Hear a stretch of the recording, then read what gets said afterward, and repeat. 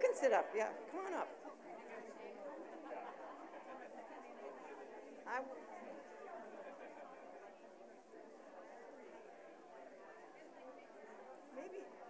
Maybe James should be up here too. Maybe James should be up here too. I'm introducing you and you're introducing her, right? She'll have to run around there so she comes here. As always. Jane, we think it's better if you, Sue suggested Cubby sit up here. Just for the second, just for the first half hour. Just for the first few minutes, yeah. That's true because, yeah, I have my opening, and then I have Jane too. So of course, and I'm gonna. Can I sit here? No. The quiet section. I just thought rather than having to waltz yourself up here.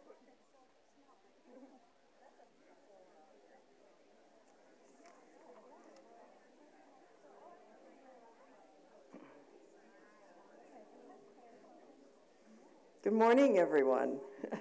As one of my colleagues said, Monday morning, early in December, is anyone going to come?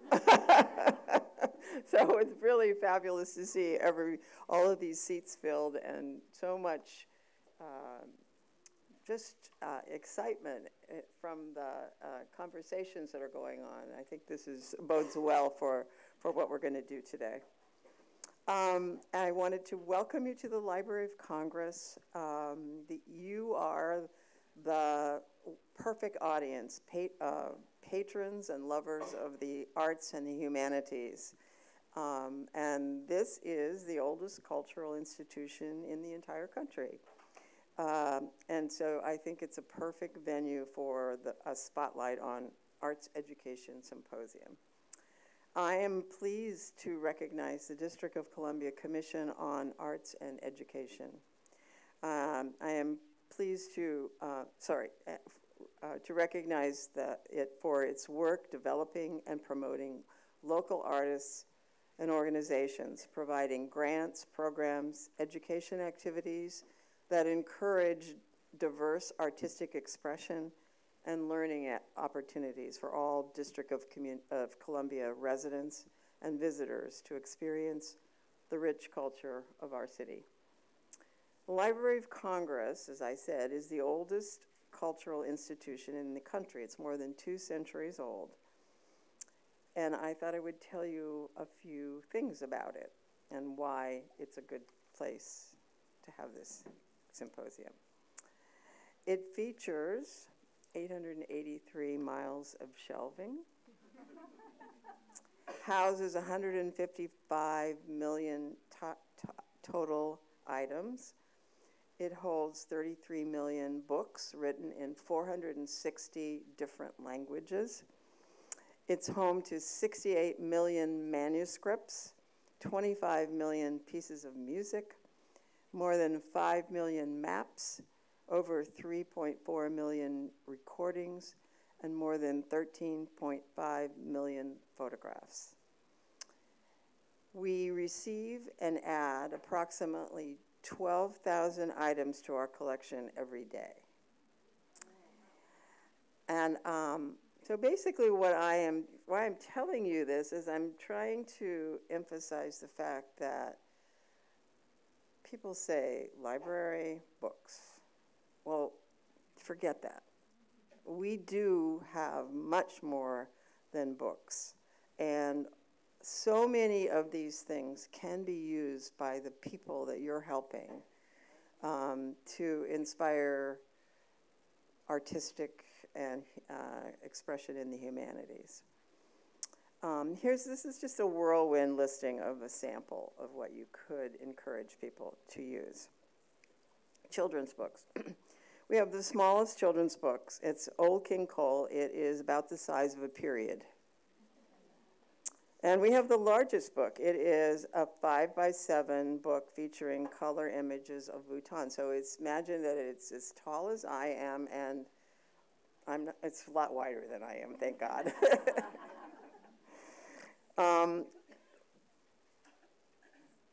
The oldest written material in the library is a cuneiform tablet dating from 2040 BC. Comic books. We have the world's largest collection of comic books, more than 140,000 of them. And we also hold the world's most extensive newspaper collection. The oldest original newspaper is from December 29th, 1659. We have the papers of 23 presidents before people started putting them in their own buildings. This is the place where they came. So we have George Washington, everything from George Washington up through Calvin Coolidge.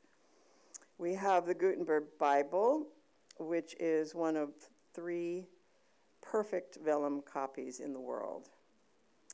More than 15 million visual materials, including the most comprehensive international collection of posters in the world, and the most comprehensive visual record of the Civil War. Can you imagine how important the Civil War is in humanities and the arts, and the fact that we have all of this material on the Civil War, photographs and band music and all sorts of things. The library's Packard campus for audiovisual conservation in Culpeper has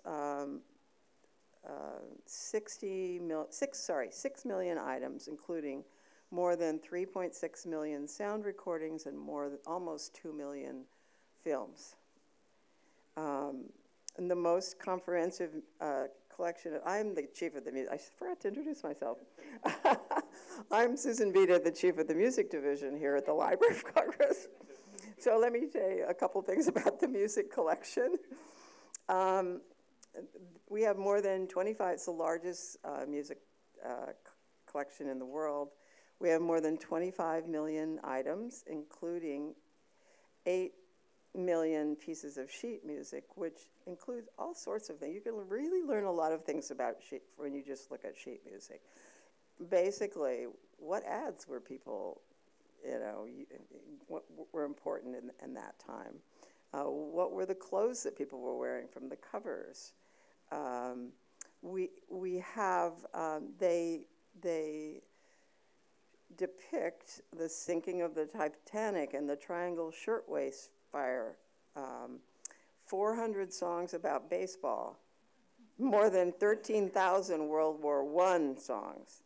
The collection includes an extensive assemblage of original manuscripts by composers of the American musical theater and the largest collection of any one kind of musical instrument in the world, and that is the flute. So let me just talk a second about the musical theater and the connections and how you can use the library.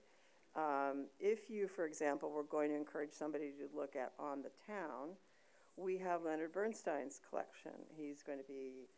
Everybody's going to be celebrating his 100th anniversary starting at the end of this year, but next year particularly.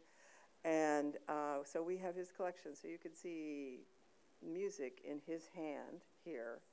And also we have Oliver Smith's collection. Oliver Smith this is from On the Town. We have his original drawings of sets, and this is, might be more fun to be here right now. This is, it looks like it's Coney Island, right? So anyway, we have things that link, and that shows people how you can use original source material and get ideas about other things. The Archive of Folk Culture is the largest repository of traditional cultural documentation and one of the largest in the world. It contains the largest collection of American Indian music and spoken word, and the earliest ethnographic field recordings made anywhere in the world. Veterans History collects the stories of veterans, and to date, more than 100,000 of them are here. The StoryCorps project is a nationwide grassroots initiative to record the oral histories of people like you and me, ordinary citizens. How many stories are probably buried in the StoryCorps archives. Since 1931, the library has provided books to the blind in Braille and now on sound recordings, the talking books and digital playback equipment. And we have the world's largest collection of cartographic materials, more than 5.5 million items. And one of the really interesting parts of that is it's got the largest collection of fire insurance maps of cities and towns in the United States. And they are amazing just to look at them. They're very easy. They're big enough scale so that they're easy to read. You can go back and see where your grandfather was, born and lived and that kind of thing. It's just very interesting. So basically, you can kind of tell that I'm pretty much in awe of the embarrassment of riches that we have here. And the only thing that is disappointing is that it's not used enough. So I'm encouraging all of you to think about that as you go about your own studies and creations, and also as you encourage the people that you serve to do the same.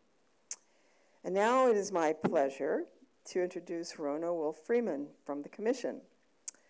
Her passion for the promotion of the arts and humanities is the reason why this symposium has come about. And if you know Rona, you know that she's a very difficult person to say no to. And she will throw herself into producing the best possible program to motivate you to go out and do good. So get ready for a wonderful experience because Rhoda planned it. Rhoda.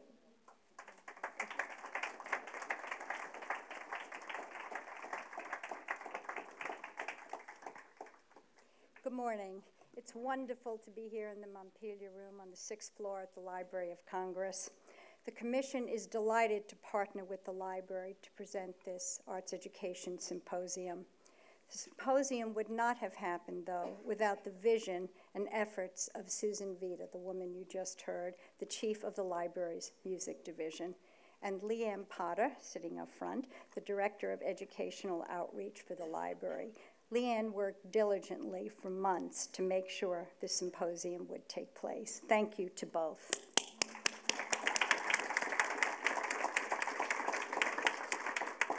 And a special thank you to Commission staff, Jeffrey Scott and David Markey, who were great help with organization and logistics.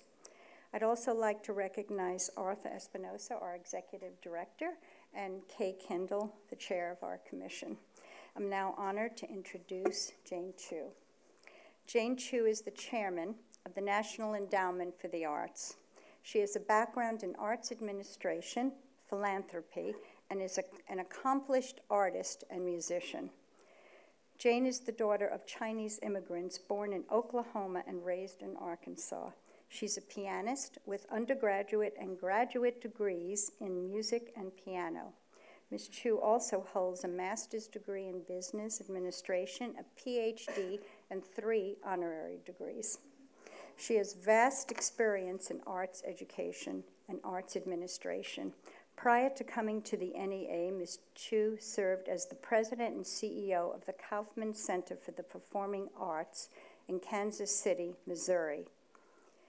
At the NEA, under Ms. Chu's guidance, the NEA has awarded more than $377 million in grants to nonprofit organizations and artists. Also, Ms. Chu launched the United States of Arts project that demonstrates the importance of the arts in our communities and lives. In 2015, Ms. Chu launched her signature initiative, Creativity Connects, to investigate the current state of the arts in our nation and explore how the arts connect with other industries. It is no wonder that under Ms. Chu's leadership, the NEA ranks first among small agencies for the best places to work in the federal government in 2016. With great honor and pleasure, I welcome Jane Chu.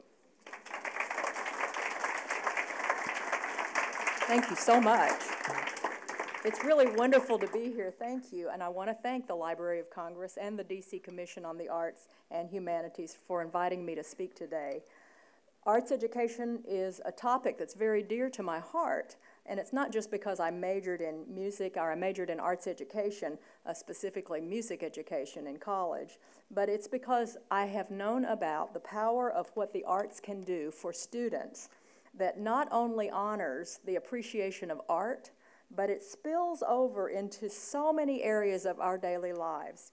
My father was a college professor, not in music, but when he died when I was 9, it was the piano lessons that I was taking as a kid that soothed me. It was music that helped me express myself beyond the use of just linear, everyday conversations.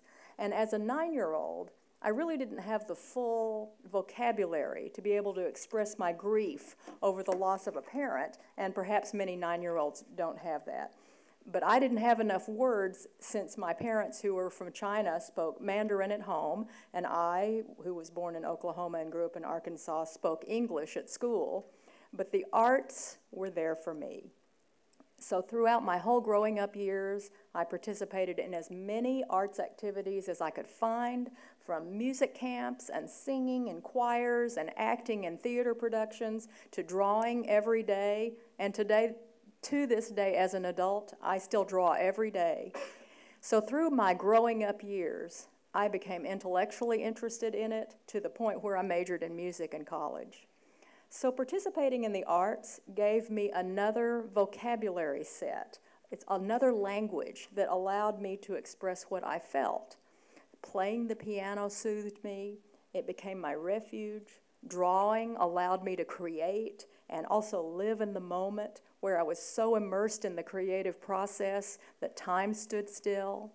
The arts helped me navigate through those bok choy corn dog moments because I had the power to be able to make each of us feel like we belong. That's what the arts do, even when we're standing in the midst of living with multiple perspectives and different opinions. The arts give us tools for self-expression when words alone are not enough. They help channel our emotions, no matter how messy or confusing, into something beautiful rather than something destructive. The arts help to empower us to imagine new possibilities for what we might achieve. So everybody who has participated in the arts has likely experienced these effects, and all of you, I'm sure, have.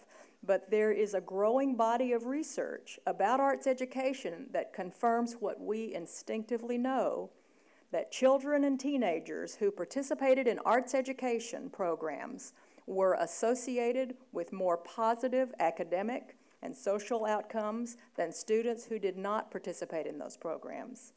And this was especially true for youth who came from households with very few social or economic opportunities. 8th graders from low socioeconomic homes who were active in the arts in elementary school showed higher test scores in science and writing than students who were not active in the arts. High schoolers from low socioeconomic homes who were active in the arts were more likely to complete a calculus course than students with no arts-rich experiences.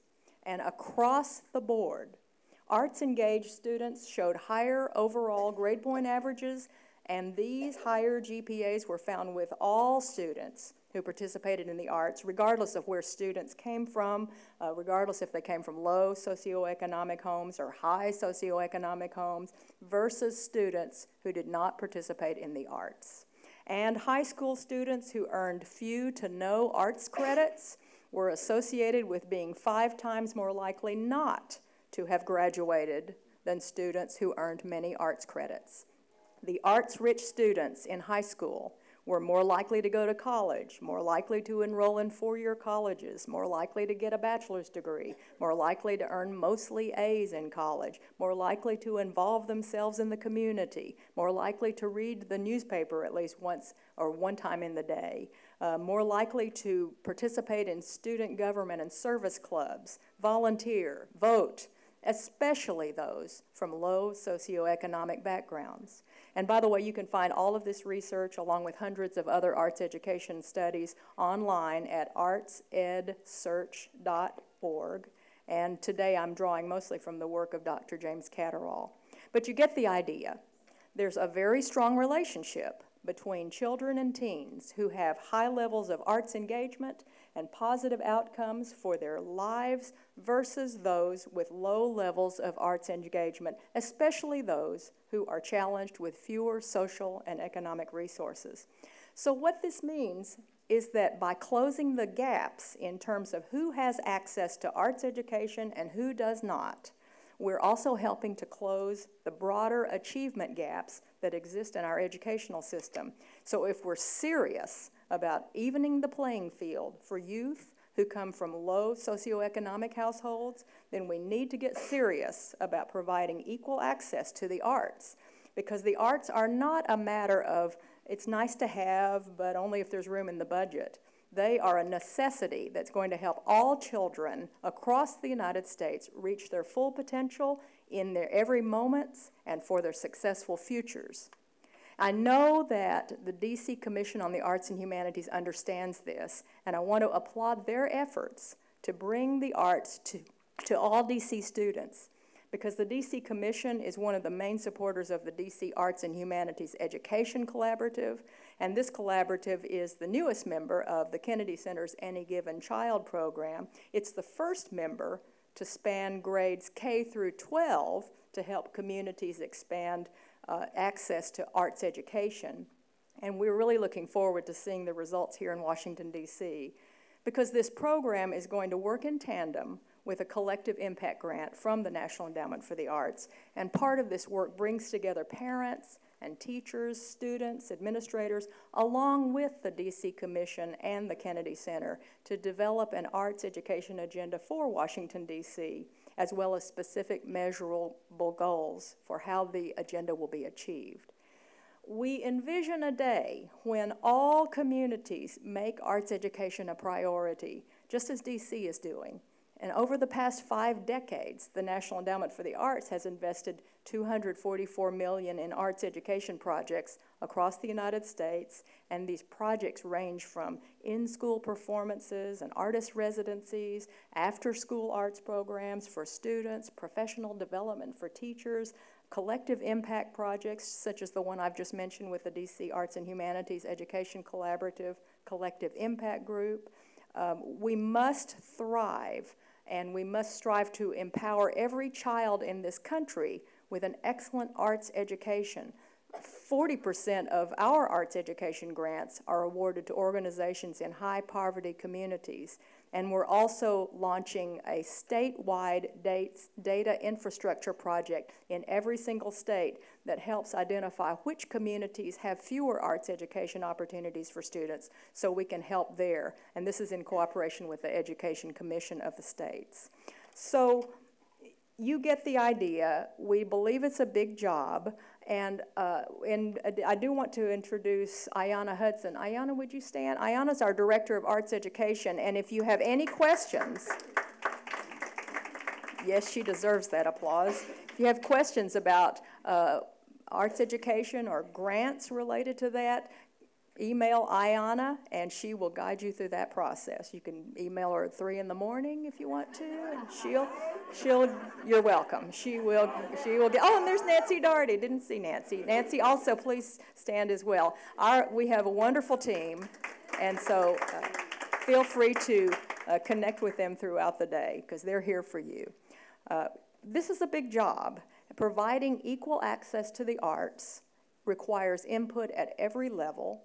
Parents, teachers, local, state, national leaders, principals, superintendents. And so I'm hopeful that we're going to reach a day where the country embraces the arts as a fundamental and indispensable part of our children's success. Because arts education is not just about children learning how to finger a B flat on a trumpet. That might be nice. It's not just about learning how to pirouette, although that might be nice. Or teaching children how to use watercolors to paint a picture of a tree. That might be nice. Arts education is about giving students a tool belt of skills that allow them to reach their full potential, where children can achieve academically and socially, and where they can imagine a world beyond what they might know and dream of new possibilities for themselves, and where they can express their ideas beyond the use of linear everyday conversations, and they can develop self-confidence and discover that they really do belong, and communicate with others and reach those who have perspectives different from their own, and innovate and create. Because we know that whenever we create, we move away from being stuck. We open the door to solving those old and tired problems in new and positive and meaningful ways.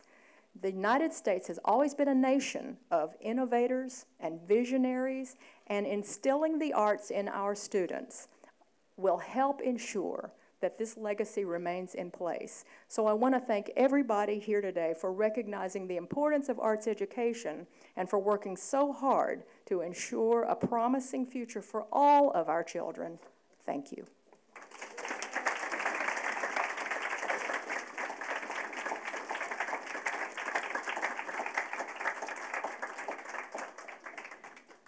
Thank you, Jane, for a very inspiring and lovely speech. I'd like to now to start us off with our first panel.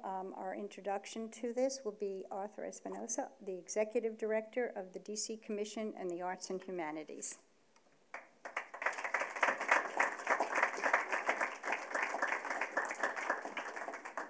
Good morning. Good morning. It's Monday, and there's so many beautiful people in the room, all gathered for one great idea. I'm so excited about this. As we said before, we weren't really sure if this would fill up, and I'm so excited that it has. So thank you, and welcome to all of you on behalf of the Commission on the Arts and Humanities. And I certainly want to thank our colleagues here from the Library of Congress for their help. We appreciate your coordination in this event. In particular, Susan Vita and Leanne Potter, as we've recognized before. Thank you so much. Much appreciated. If there's any standing room over there, I'll do a little housekeeping. There's some extra seating back over here as well. So I want to make sure that everybody is comfortable, can see, and can hear clearly. We're in for a lot today, and we hope that you'll find good things out of it. I'd also like to thank the Library of Congress for opening up what is a little bit of information about the treasure chest of this building.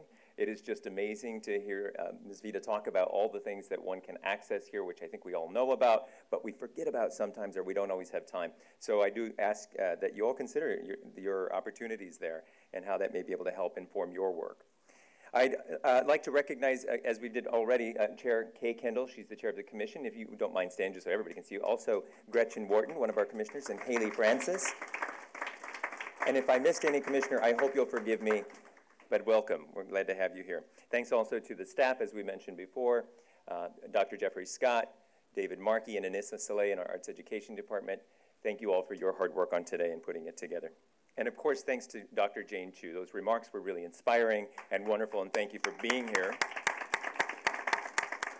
and leading us with your work at the National Endowment for the Arts. And it's really an honor to work alongside them. As a state arts agency, we have this opportunity to partner with the NEA to carry out their initiative along with our own. And we're really pleased to work with them and all the staff from the NEA. Always such great partners to work with. So welcome to all of you that are here from the NEA. I think I saw a few, but I know there's probably others. And great to see you. I also want to repeat a little bit about what Dr. Chu said. I think you heard very well the value of arts education and the value of how that starts to change our society and our community. We know these things that are really critical to what we're doing are really critical to the communities that we live in. And they're also, to business, very valuable. Things such as creative thinking and critical skills that you have to help inform your work, whether you stay in the arts or not. Now, we hope that everyone here continues to have that lifelong experience with the arts, but we know that it also helps bring valuable skills to teamwork. And in a workplace, in a business setting, that's a really valuable asset for us to have. And the arts help us learn that. We're going to hope that today is going to provide you with a lot of information about how you can move forward with your own practice, whether you're interested in trying to find ways to empower students, or whether that's simply the work that you're doing to find equitable participation in the schools and help us break down those barriers that exist within the communities that we all live in. We know these are important aspects that we want to address, and the arts really do help us do that. Of course, student success and achievement is critical, and it's also critical for our mayor. Mayor Bowser here in the District of Columbia has been very supportive of the efforts that we carry out and that you all carry out in arts education. I want to thank her for her continued support of the commission and for her continued support, especially of arts education. We appreciate all that she's doing to support us. I do hope that there'll be some great insights, and we're going to get going now with our first panel. There's been a lot of talking, and so now we're ready to start listening to others who are going to invite us to think a little bit more deeply. Helping us do that is our special guest and our moderator for our first panel, Senior Vice President for Education at the John F. Kennedy Center for the Performing Arts, Mario Rosero. I don't say that very often, you know that? You probably say it all the time.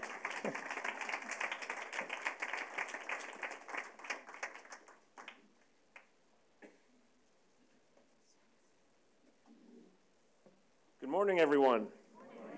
It's great to join you. I feel like this is always one of those arts education family reunion moments. I have one of the best jobs in the world. I get to lead all the education efforts at the Kennedy Center for the Performing Arts, which is both local, regional, and national. I am inspired by my colleagues who've done such a great job to set the table, I think, for today's conversation. But first, I just wanted to thank Rona and the Commission for the invitation to join everyone today.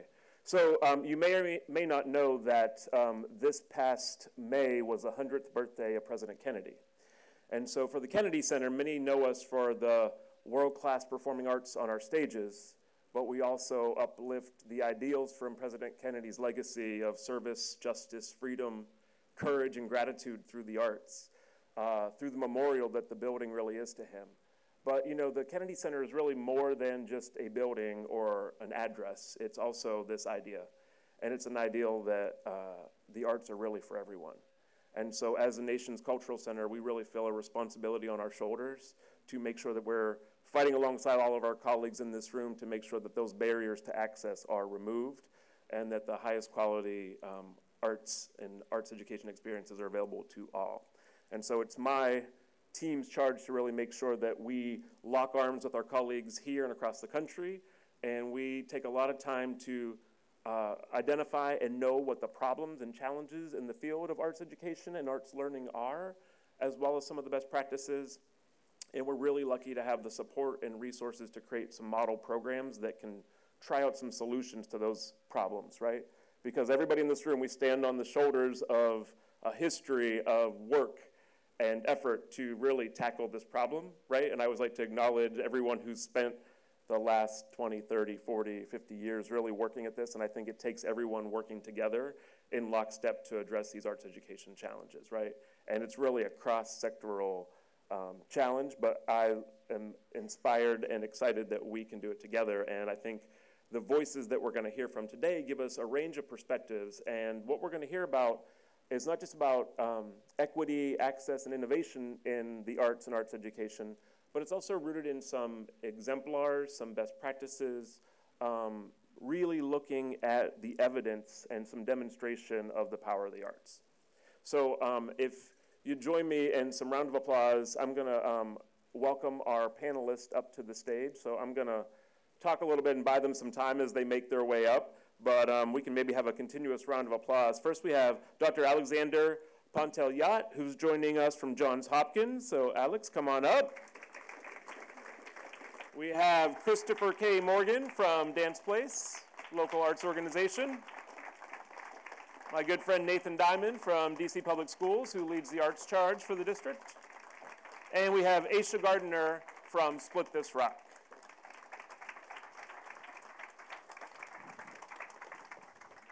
So before we jump into our conversation on innovation, access, and equity in the arts, we always believe that it is a good idea to start with the arts, right? So we're thrilled that Alex was willing to play a piece for us. So we're going to start with a piece of music. This is a meditation from the opera Thais. Take it away.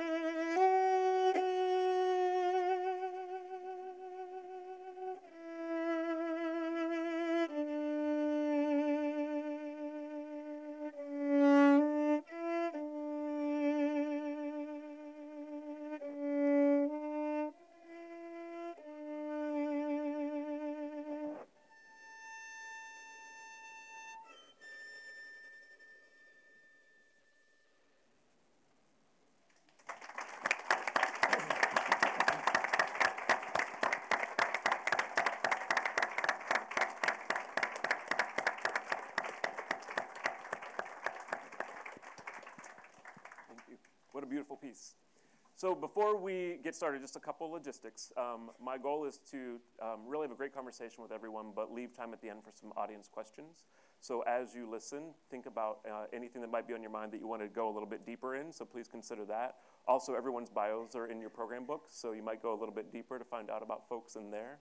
I was also asked to make sure everyone has their cell phones on silent just before we start our conversation, so thank you for that. So Alex, we're going to start with you. Thank you so much for that beautiful piece and for sharing your artistic talents as well. But we love this idea about especially the arts and sciences overlapping, and we actually find a lot of connections between all the art forms and health and wellness. But I know you've got a particular interest and focus in music and wellness and health. So I wonder if you might give us a little bit of context about your work and some of the findings and things you're finding interesting right now in your work. Thank you very much for the introduction, Mario. It's my pleasure to be here this morning in front of this full room. I do have a sense that I'm preaching to the choir, but it's nevertheless very important. As I think you could tell, music is very near and dear to me. For my patients' sake at this point, I hope I'm a much better physician than I am a musician. But I've been playing the violin since I was 7. And so exposure to music education, including a public school in elementary school, I still remember my orchestra days playing William Tell Overture. I think it's played I would say, a central role in my life. But what I want to say a few words about now is that the research over the last 5 to 7 years has actually provided evidence for the importance of music education, and it's linked to success throughout the lifetime of a person, and particularly academic achievement. So there was a hypothesis put forth by Dr. Anirudh Patel from Tufts University and published in Frontiers of Psychology in 2011. And it's easy to remember because the acronym of the hypothesis is OPERA. And that really, I think, sets up a useful framework for some of the research that has been done in the last 5 to 6 years. The OPERA hypothesis proposes that possible benefits of music are driven by plasticity in the speech processing parts of the brain networks for speech. And this plasticity occurs when 5 conditions are met. And so that's the acronym. And they are O for overlap, P for precision, E for emotion, R for repetition, and A for attention. There is an anatomical overlap in the brain networks that process sound features used in both music and speech. For example, the amplitude of the sound waves as well as the periodicity with which the sound waves appear. P stands for precision. Music places higher demands on these shared networks when compared to speech, the demands of speech, in terms of how precise the timing needs to be.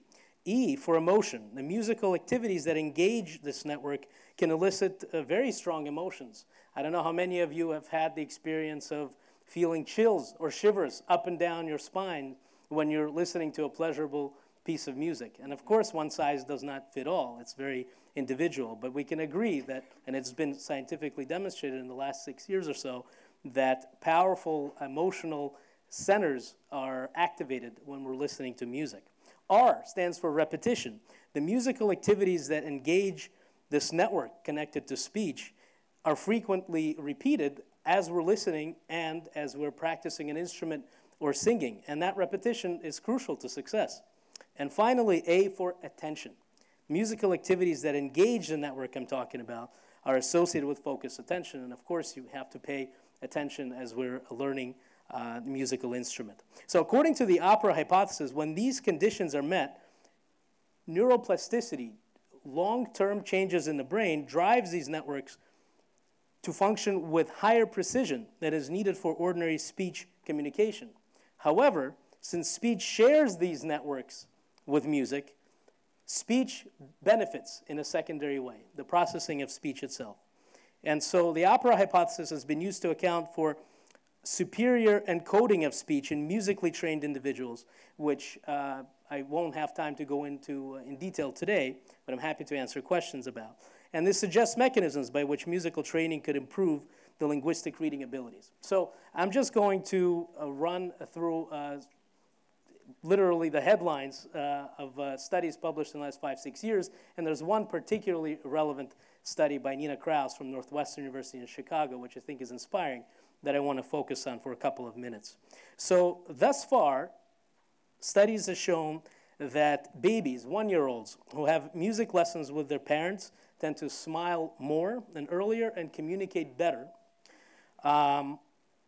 Music training can improve white matter connectivity, the highways in our brain that connect the thinking gray matter areas and enable rapid millisecond level processing. They are actually strengthened as a result of musical training. Not just listening, it needs to be active musical training participation. So I could go into details if you're interested as far as how long it takes. It's not immediate, you know, but after as little as 1 year, sometimes 1 year to 15 months of musical training, changes are seen in the brain. Where are the changes seen? Well, the corpus callosum, which is a main white matter highway connecting the two hemispheres, the two halves of the brain, that's actually made thicker, strengthened as a result of musical training over time. And the arcuate fasciculus, which on the left side of the brain for most people serves as the main connection between the areas understanding language and producing language in the brain as well. Blood flow in the brain in some of those speech areas I mentioned in the opera hypothesis is increased real time practically as a result of musical training and exposure. Executive function, going from point A to point B to point C, multitasking, so crucial in our world. That actually improves as a result of musical training over time.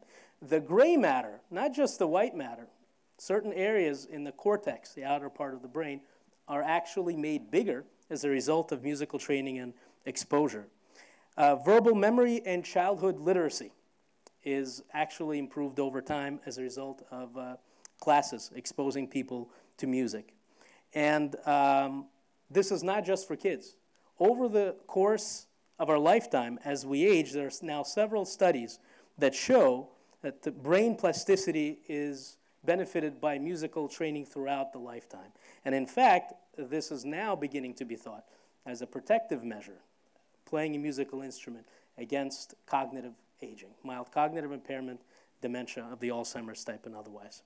But what I want to just emphasize a little bit more, that's Dr. Nina Kraus's work that I mentioned, is that it actually may, musical training in school may actually help reduce academic achievement gaps. An August 2014 report from the American Psychological Association stated that learning to play a musical instrument or to sing can help disadvantaged children strengthen their reading and language skills, which may reduce academic achievement gaps. These findings involved hundreds of children participating in musical training programs in both Chicago and Los Angeles public schools. The positive role that musical training can have for youth living in impoverished areas was presented by Dr. Kraus in 2014 at the American Psychological Association's annual convention. Kraus's research concluded that musical training can enhance the way children's nervous systems process sounds in busy or chaotic environments, like a classroom or a playground. After just 2 years of musical training, not one, because she looked at 1 and also 2 years, after 2 years of musical training, the children's brain responses to sounds were faster and more precise than in students who had other types of enrichment classes. So this was not just a comparison of music classes to nothing. The improved neural function caused by music training may lead to enhanced memory and attention span, which in turn can make it easier for kids to stay focused in the classroom and improve their communication skills. Other separate studies over the last 5 to 6 years have shown that arithmetic performance, achievement in verbal skills, language learning, and even second foreign language acquisition, which I would argue is increasingly important in our globalized world, that actually can be made easier by music. You heard before that music is a language all its own. Well, there's actually now neuroanatomical, neurobiological truth to that. And we know that with each additional language acquired, it becomes easier to acquire the subsequent language, even if it's not connected in any way to the languages you already know. So research has shown that there are differences in the brains of children raised in impoverished environments that affect their ability to learn. While more affluent students do better in school than kids from lower income backgrounds, we are starting to find that musical training can alter the nervous system to create a better learner and help offset this academic gap. And so I'm happy to talk more, but I want to make sure that the other panelists have enough time. So I just want to conclude by saying that evidence is mounting that musical training boosts brain power and cognitive function in children and adults. Neural enhancements that are gained through the musical training early in life can extend throughout the lifespan and into old age. And hopefully these findings can inspire parents and policymakers to advocate for musical training in school as an enjoyable and fulfilling outlet that also has the power to boost our brain strength and improve reading, writing, and arithmetic. There are data actually that need to be expanded upon that all aspects of the SAT are improved by between 20 to 30 points when comparing kids who have had music classes regularly throughout school to those who have not. So it seems that musical training helps keep our brain sharp as we age and could be an integral part of rehabilitative programs for older adults as well, coping with cognitive decline. Great. Thank you, Alex. I think that's a great, starting with the evidence is a great place to start, right? And I know everybody in this room, we are all interested but also charged with measuring the impact and telling the stories of our work, right? And so often we're looking at, the intervention in the classroom or with kids, and we're tracking that, but I love holding those outcomes against the science as well, because that seems like that would make an even more powerful argument. When we were prepping for this conversation, Alex and I had a brief chat about the Kennedy Center's work with Renee Fleming. She's got a really deep interest in music and wellness, right? And so we've done this Sound Health Initiative and a project called Music in the Mind. But she had this, opera diva in an MRI singing an aria, and they're, checking her brain waves as this is going. And we saw the visualization, and the most stark outcome to me was not when she was singing, it was her preparation to be creative. That's when her brain lit up with the most activity, the preparation to create, which I thought was so interesting, right? And it really resonates once you think about it, because you're getting ready, your brain is getting ready, you're preparing for that moment of creation or that act of making, right? Really exciting. So thank you for starting us off. So we also, on this panel we have experts from different art forms. So we know that every art form really makes an impact on students, and we all sort of find at least one, but maybe sometimes multiple ways to express ourselves and to communicate. So Christopher, yes. I'd like to turn to you next. I'd love to hear a little bit about Dance Place and the role in the community, and then just sort of talk about your work and how it fits into this conversation. Absolutely. Aloha, everyone. My name is Christopher. My sign name was given to me by some Polish deaf students 20 years ago, so this is my sign name. My pronouns are he and his, and as a native Hawaiian, it's important for me to connect to my ancestors and bring things into this space, so I want to recognize that we're on colonized land that was stolen hundreds of years ago from native tribes, and also to bring my ancestors into the room. I offer you this. It's very non-secular. It's about the meeting of twos. Land and sea, sky and water. Ai ala e ala e kahiki kue ala e kahiki moe. E ala ho'i au, ua hiki mai oi, ua ala ka alani, ua ala ka honua, ua ala ka uka, ua ala ke e kai. A kahi e ke. Aloha, probably the only Hawaiian word you know. I hiki mai e ai. And that's the foundation of equity. Recognizing as many things as I can sense in one moment, and that's the foundation of bridging to youth and just people in general. Mm-hmm.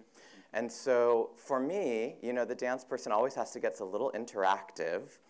I'd love to ask for you, just sitting in your chair, to point, when you think of the future, I'm just gonna leave it at that, the future, would you point towards the future for me?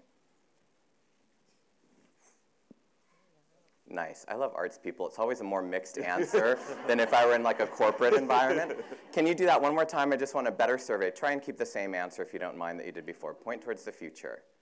Okay, oh, and someone made a dance out of it. It's not static, it's moving. So great. Just anecdotally, what I tended to see was forward and up.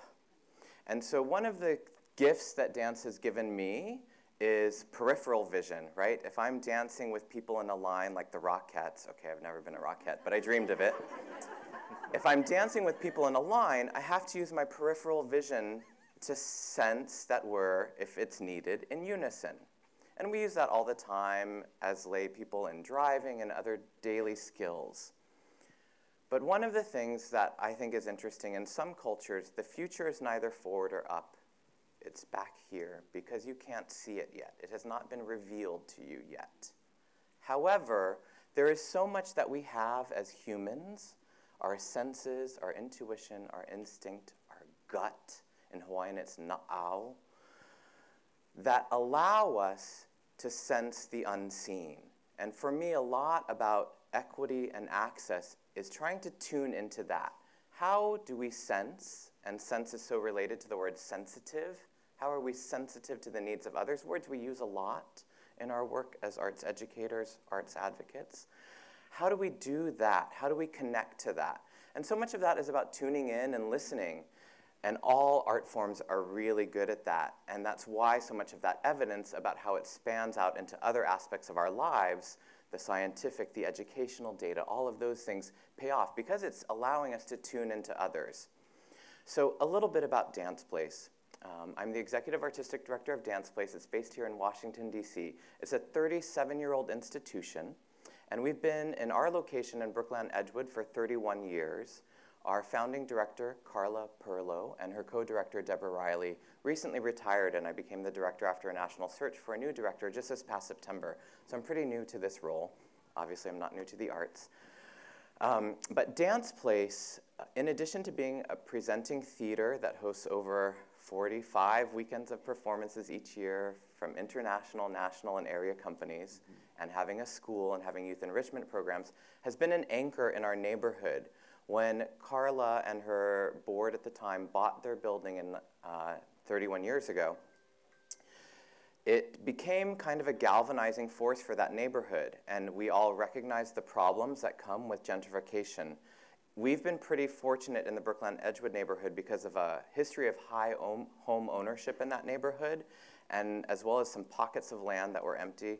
A lot of the development that happened in the last 5 to 10 years in particular didn't displace too many people. I fear and think it might be coming in the future as development increases. But to date, it hasn't been too jarring. So what's happened in our neighborhood is that our community has continued to mix, both economically, racially, and in all kind of definitions of diversity. So that's presented Dance Place with some wonderful opportunities in our different programs to engage the community, to bring them in and see what happens as a third space. What can we do when we bring these different communities together?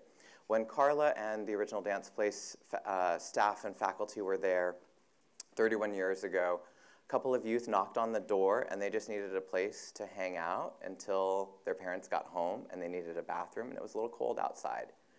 That literally became the foundation for our Energizers program.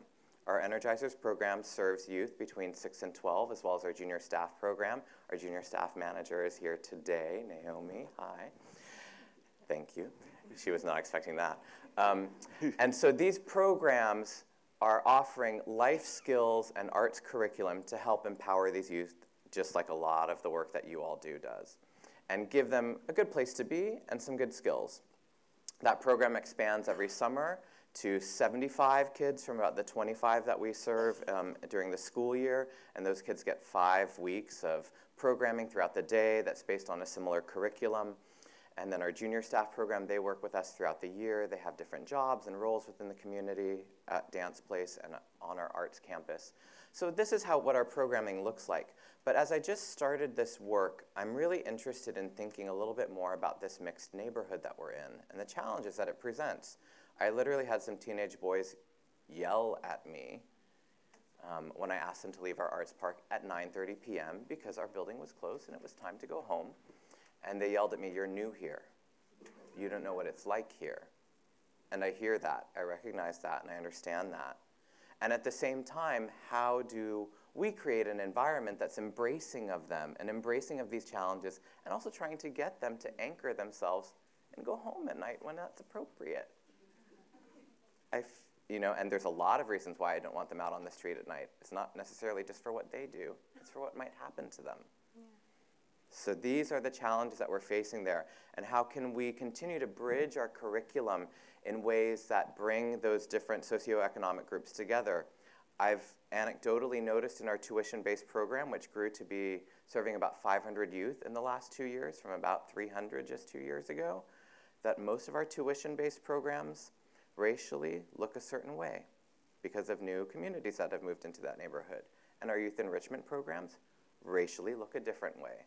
And so how do we curricularly start to bridge that and create a foundation for their futures that recognizes how incredibly mixed our world is that we live in, and provide tools within which then 1 or 2 sentences they can recognize the history of where we are, the diversity in the room, and how hopefully we can sense one another sensitively. Thank you. Christopher, you make me really think, I think this already, but you, I think, articulated it in a very special way, which is, arts education, I'm always a champion of working from an asset model, right? Instead of like, oh, woe is me, the struggles that we have, think about the power that we have. And so I think uniquely, arts education, among other subjects, if you think about literacy, math, et cetera, arts education is really so well poised, both out of necessity, but out of its ability to not just be about curriculum and instruction, right? Not just about what you learn in the art form, but isn't it about listening, right? Isn't it about community?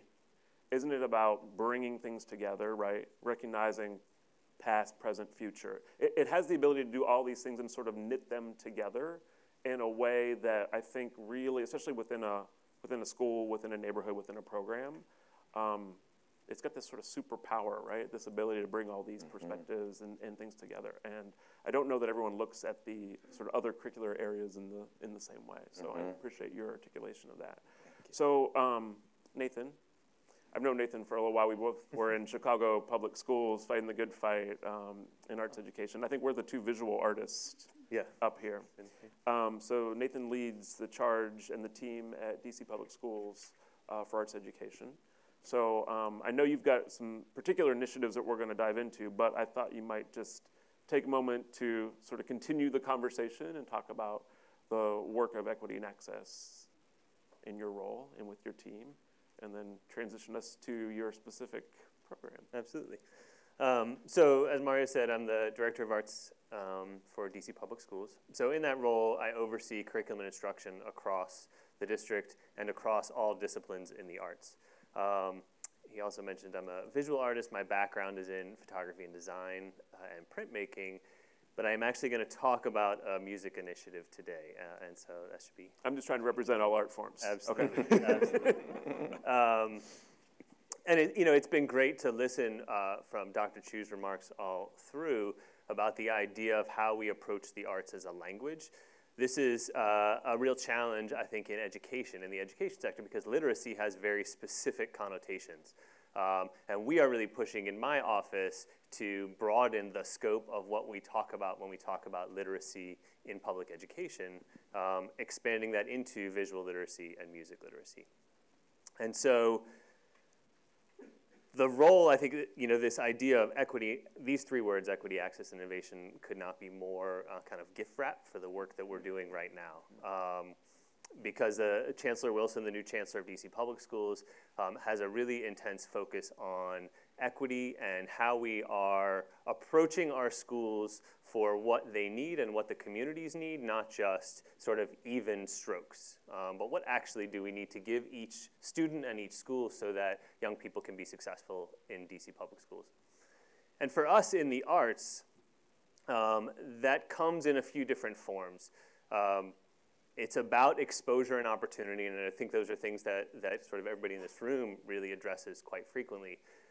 But I think bigger than that, what we look at is how are we empowering students to use their voice?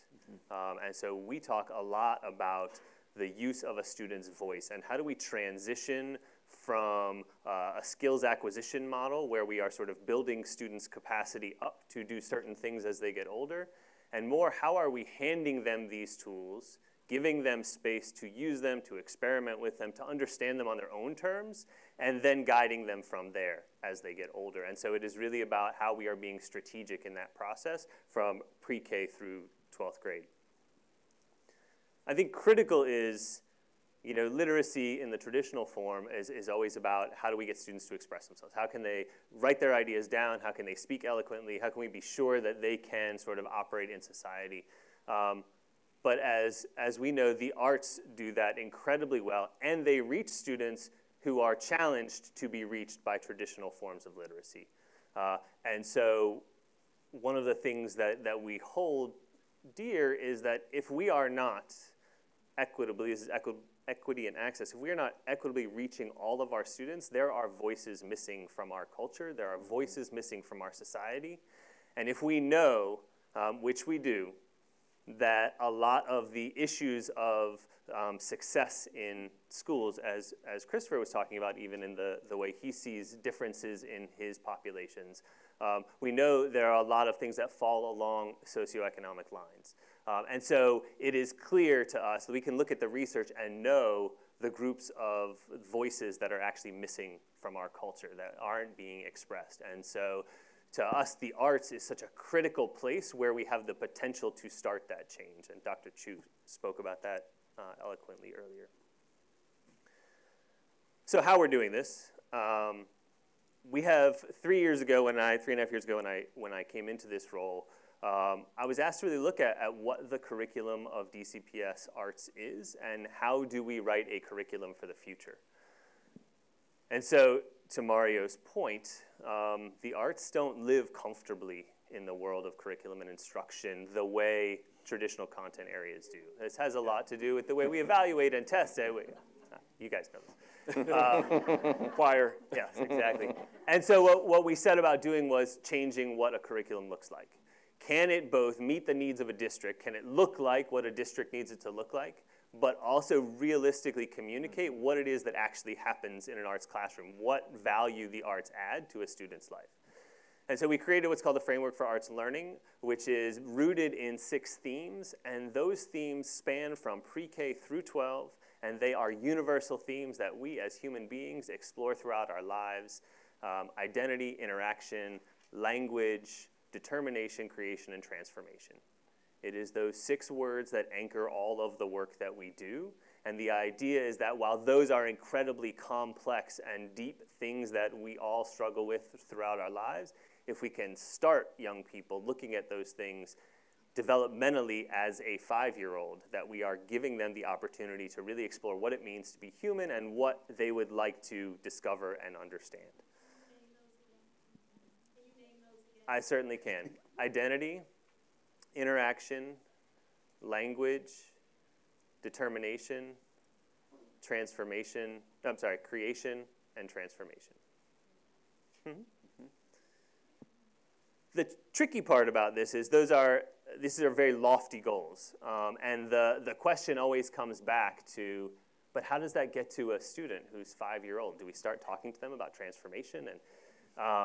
And so I think what that looks like then is we as the adults are putting these sort of larger concepts of development at the forefront of our planning, but that doesn't mean that we aren't also bringing skills development and structure to a young person to get them there. So it is really about how we are being intentional, that by the time a student leaves DC Public Schools, we want them to understand what those concepts mean, but we don't start there. We start there in our thinking, but not with young people.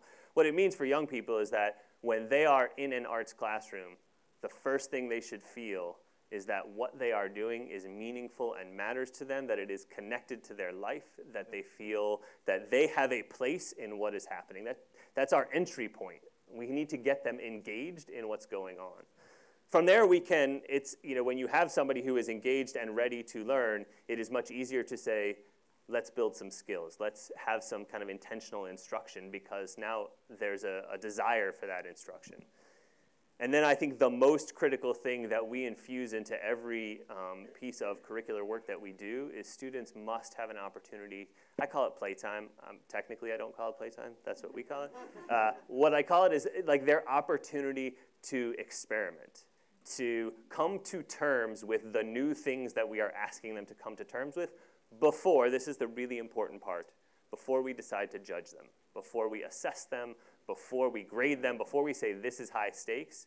We give them that space to play so that we as educators can watch and understand where they are, where their learning is, and make sure that they have, back to that equity piece, they have what they need to be successful as individuals. And then lastly, I think they're, in that assessment role, in that time when we're really looking at how far can you take this as a young person, we ask them to use those skills in unique situations. We pose unique problems and ask them to use those skills to solve those problems. So what this looks like in practice, I said I was going to get to an initiative about music, which I am, is a program that we launched at the start of this year called DC Keys. DC Keys. Keys. Piano keys. And so this came from an earlier idea that I had, that I was working on in Chicago and then brought here, which was about a middle school initiative to begin ideas of music production. How do we not just involve kids in traditional ensembles, but how do we get them involved in the idea of production and digital production? And how do we start to bridge the relationship between what's in their headphones and what happens in their music class, which both in my role in Chicago and in my role here, there was a really large disconnect between those two worlds. And so how do we start to create bridges? And to me, the first step in that was starting to look at how the music that they are listening to is actually produced. Like, how do you start to get involved in that creative process? It was an early process, and it, like I said, it grew out of something in Chicago, but it really, I'm a visual artist. This is not what I would call my native discipline.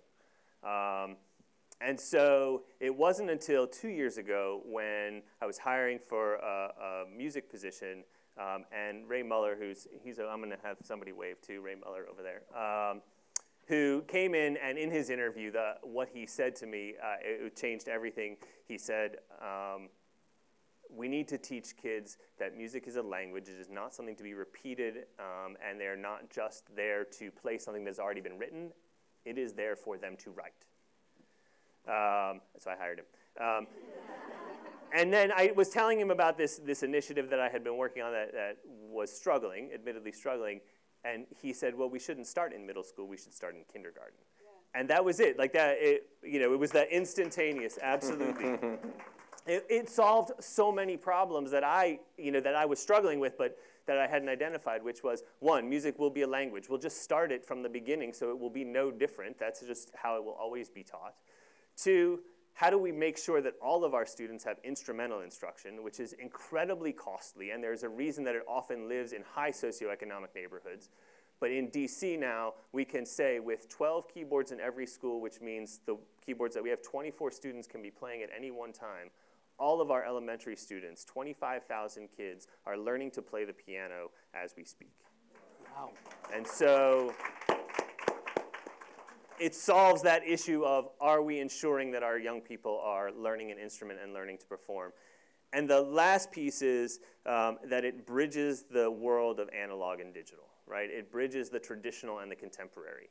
The keyboard is the one that both lives like a piano but can be plugged into a computer. And so then we can start this process, which the curriculum is rooted in composition and improvisation. So our students, starting in kindergarten at the end of every year, will compose.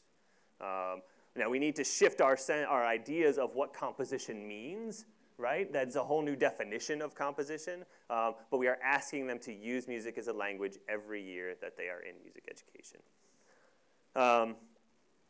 The big headline of that, the piece that matters most to me, is that as a system, we are creating young people who see themselves as creative producers of culture, not just consumers of culture, which is, I think, also a big shift in what we're doing. We're not just trying to make an audience for later on in life, we're actually trying to make the people who create culture later on in life. And we don't do this on our own either. I think critical to this process is that we have worked very closely with Washington Performing Arts, many of whom are here in the audience today. as partners to engage kind of the broader music community and to have access to things that as just a public school system we don't have access to. And so they have supported us in this process, they have worked with our teachers, and they have stepped up to say that they will be there when we figure out what it is we actually need from them, which I think is even more important. It's sort of like the blank check side of it, which is like, we are here for you when you know what it is that you just call. To the point where at this year, they have actually changed their capital arts programs to meet the needs of our new curriculum.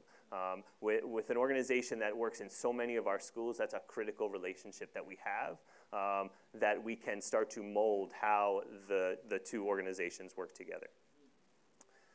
So to wrap up, I really want you to hear this. And so I have a student here with us, Jose Andres Montaño, who is from School Without Walls at Francis Stevens. He is a 6th grader there. He is a jazz pianist, he is a composer, he is just an incredible musician. And his work exemplifies what I am talking about, which is how does music act as an individual voice? How do you create it so that it is your voice? And so I'm going to turn it over to Jose Andres to perform so that you can hear what it is that drives us in my organization to do the work we're doing for all of the young people in DC public schools. All right, let's hear it for Jose.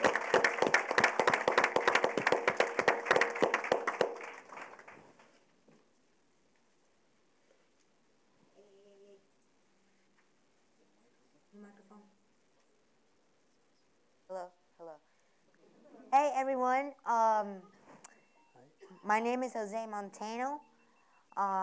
Thank you for the invitation to the Library of Congress, for inviting me to play for you. It's an honor to play for you, and I'm really happy to be here with you. So I wanted to show you.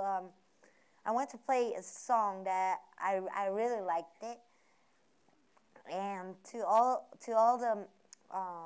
the people that are here, listen to me. I wanted to show you like how to do, like Nathan was talking about, how to do like suite and how to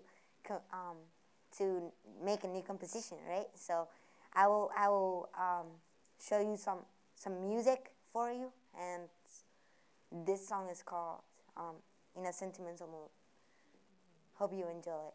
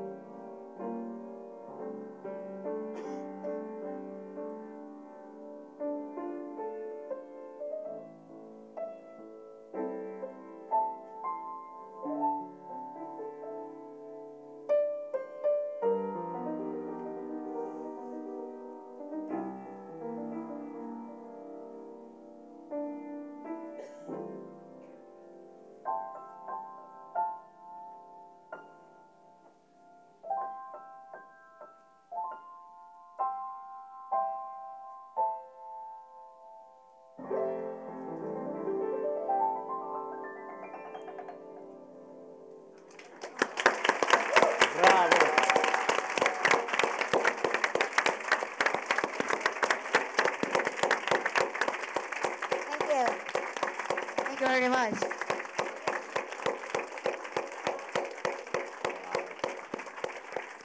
Well,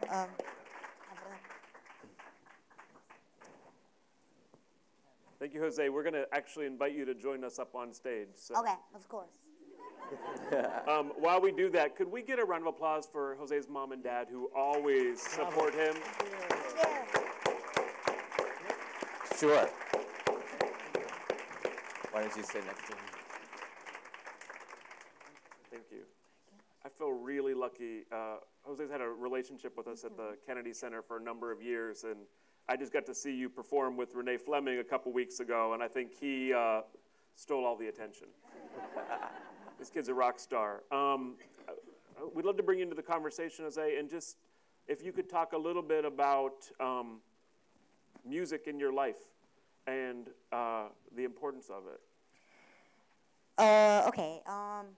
Music, I think, is important for me because I think music, it's a feeling. It's a feeling for me, and it brings you a lot of feelings. It's really hard to explain, but it's important. It's important for me because for school, it helps me improve my education at school. It helps me to get new things that I never got before, and that makes me really happy because that inspires me to still doing what I'm doing. And as you can see in the song I just play, it brings you that feeling, right? Yes. It has to be it's really hard to explain. You're doing great. You have to transmit the music while you're playing, and then when I finish answer that question, when I finish answer the whole questions, I will show you the same song but a little bit more faster, so you can see the difference. How you can transmit a little bit more better your music. So, Great. Yeah. And I wonder if you might, I know you write songs on your own, you compose. Is there one that you're working on now or a new title of one that you're working on? Yeah, I already have some compositions, and a couple days ago, like on Friday, I composed a new composition that it's called For My Friend Colin. It's for my friend from school that is one of my best friends. And a couple days ago, I composed a song, but it's a surprise for him. Okay, great. Awesome. Well, we won't ask any more so that it can stay a surprise.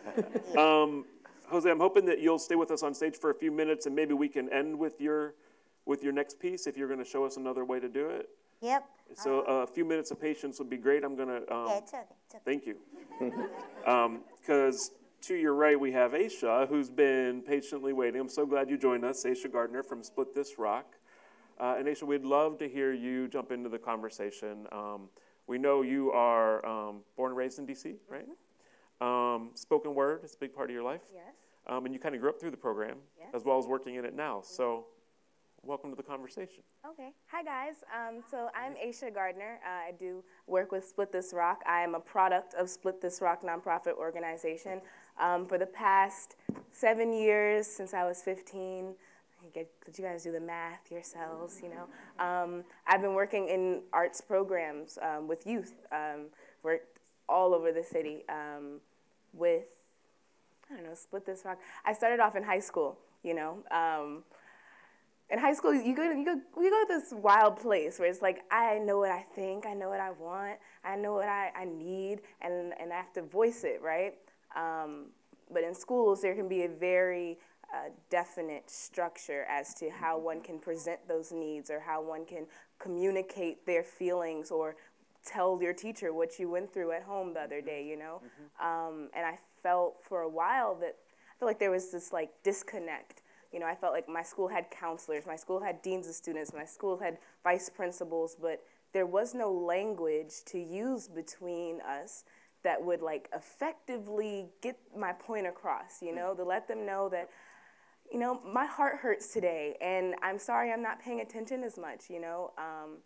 And I found a really great sponsor in my building. She was actually the librarian, doubles as my mom, so that's why she was like the best person in the building. But I found home in the library, you know, and there was a space where while I was sitting and like looking through all these books and everything, the space where I could be like, I trust you. You know, you're an adult in this building I can trust. Like, aside from the fact that, you know, we're related, could you please, like, you know, listen to me talk about the things I'm going through just for a second, you know, just with my friends and other things. You know, she would listen to me all the time, but she would always end the conversation and be like, you know, this is not what I'm here for. You know, I'm a librarian, you know, this is what I'm supposed to be doing. And she challenged me one day, and she was like, well, start a club. You know, you and all your friends come here and you sit around and you talk about all your problems and you cry together and you laugh together. So why not make it a real club, you know? And we were like, wow, that's a really great concept. What kind of club can we start to like talk about our emotions and things? And, you know, this I don't know, the spirit of art was in the building because Split This Rock was making their rounds and opening up their new youth programming with DCU Slam Team and bringing back all of their big movements in the city. And she offered us this opportunity to be like, start your own poetry club, you know? And I was like, poetry clubs, you know? I'm thinking like Shakespeare and Robert Frost and like Emily Dickinson sitting around together like, this is so cool, you know? And we were like not, you know, entertained. And honestly, it didn't seem like what we were trying to get around to. It felt limiting, you know? Yes. And this idea of spoken word poetry came about, right? And she brought these artists to the building to present their program to us, to like kind of like give us a buy-in, like this is why you should house our program. And there was an artist, Rashid Copeland, and he came in and he did this amazing poem about his sister. And I watched myself, my friends, we were theater kids, so we were a little giggly and a little like, you know, we can't sit still, we can't help ourselves. And for that 3 minutes, his poem was no longer than 3 minutes, we were stuck. You know, we were encapsulated in his world. We were feeling his emotions. We understood his relationship with his sister by the end of the poem. And we sat around together, more so me, because I kind of dragged all my friends into this poetry club business. And we were kind of like, we can do this. And at the time in our high school, as you know, minority students over in Woodrow Wilson Senior High School, there wasn't a big place for us in our musical theater program. It was unfortunate, but we felt like with all of this art in us and no place to put it out. And we were like, spoken word sounds like nothing but monologues to me, you know? This sounds like something I can do, you know? And personally, I was jazz trained and singing. A lot of my friends were trained in singing, and we found all these places where all these different art forms can meet in lyricism. Simply lyricism, you know, call it spoken word, call it poetry, call it rap, call it what you may, you know, but it's this spoken form of expression, you know. It says, this is what I'm feeling, and this is what it feels like, and let me let you feel it too, you know. So we started this poetry club, and spoken word was our thing. We taught ourselves how to do spoken word poetry, and we prided ourselves, you know, in how far we had come with it, and this new era, this new lane opened up. It went from spoken word poetry, so we went from poetry on the page, Shakespeare, all that good stuff, to like this cool, like modern twist on it, you know, more vocal, more, you know, active, to this competitive part, right? And mind you, we're theater kids. We don't do sports. We don't have a sports team that we can like fit into, you know? So we're like competition, you say, you know? And so slam poetry came into play. And what slam poetry is basically, I don't know, individual students, groups of students, teams, whatever, get together in a community setting, like an open mic. But instead of everyone just going up on stage and just, you know, delivering their emotions or their pieces, we add a little bit of points to it. You know, we say how much effort did you put into it? Did you really believe the words that you said? Have I heard that poem before? You know, all these things start to matter, you know, and we start to hold ourselves accountable for the artists that we're building ourselves into. And we liked that challenge. You know, we felt we've been waiting for that challenge for a very long time. So Split This Rock started the Louder Than a Bomb DMV competition. Louder Than a Bomb was actually a competition started out in Chicago amongst Chicago City Public Schools. And it created this cool place for all the kids from different areas of the city, right? So if you can imagine, for DC, it would be something like, well, what it is something like is people from Southeast, Northeast, Northwest, you know, everyone coming together for a weekend, one weekend. So every high school being present, every demographic, every corner, every thought and belief, every walk of life from your city is present, you know, and they're all in your age range, you know, and you guys are expressing yourselves, exchanging your thoughts and what your view is on your life, you know, in the city. And you guys look around like, wow, we're not so much, you know, we're not as different as we thought we were. And we have elders, well, I call them elders, the teachers, the sponsors, to be given that term with respect, because you guys harness an environment. You guys are responsible for this environment, you know, where students come and they are very vulnerable and they are exposing a very large part of themselves that in most cases, if they didn't have art, would be silent, you know, would never be brought to the surface, you know, and you guys are delegating, you know, and helping them, holding their hands and letting them know, hey, I saw a kid who did a poem like yours. I think you might like them. Go check them out. You know, and look, there's a bond, a crosstown bond started, you know, turns into a friendship that lasts forever. So kind of talk more on what I feel like, you know, arts brings, arts programming. It's this opportunity, you know, for students to apply, to challenge themselves, you know, to try community, you know, step outside of their comfort zone, because I like to think that a lot of times artists aren't always the most, I don't want to say normal people, you know, we don't always like fit in all the time, and that can be very, you know, it can put you in a very isolated place. It can be socially traumatic to a degree. Emotionally, on the long term, as you build yourself into an adult, and you go along your line to adulthood or whatever, you have all of these issues, you know, because you never solved your problems, you know, and we're having this opportunity to start solving and addressing some of these issues while they're fresh, you know, and they're young, and they're people, they're sponsors, they're teachers, they are program directors, they're teaching artists who are responsible for making sure that process goes as less rocky as possible, you know? So what I do now is I am a teaching artist in these schools. So I've gone through the programs, I've done the slams and performing and spoken word, and now I've seen the opportunity to go back and teach, you know, my students what I know. I felt like I got so many opportunities and I made it so far in my personal life by just expressing myself, you know, by feeling these limits and bounds just fall off of me, that I felt the need. I don't know why there's a student in DC who isn't in a program, honestly. On a realer note, I am from DC. I'm third generation Washington, DC, Washingtonian. And I've grown up with students, with young people, with young adults from all over the city, from all over the country, who come from all areas of the economic ladder, from all areas of religions and walks of life, all colors of skin. And regardless of any of those things or how they differentiate, one thing we all share in common is that it's critical that we have something to do with our free time. Mm-hmm. It's so easy for us to get in trouble.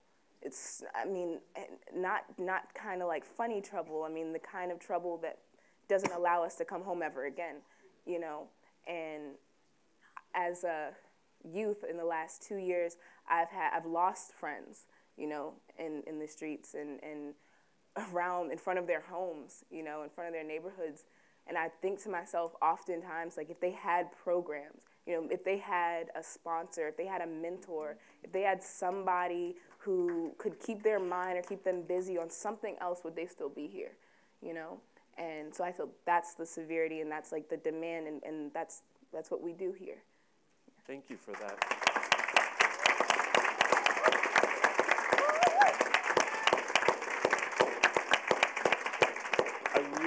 I really love what you said about the crosstown bond. So having spent 12 years in Chicago, I know Louder Than a Bomb really well.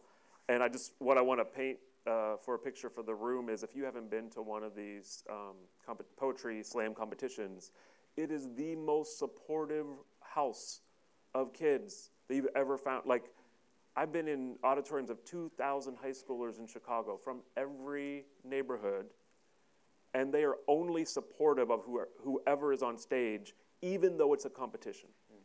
And that's why I've adopted this, I use the snap all the time, because it's a way to show support when someone's on stage struggling, but also sort of, I don't want to call it a milder round of applause, but it's like a low hum of support that you can let people know that you've got their back. So snaps are like a cool thing. So when someone's on stage and they're performing, right, and you get really moved, because that's what we aim to do, is like move you guys out of your seats and be like, oh my God, that was great.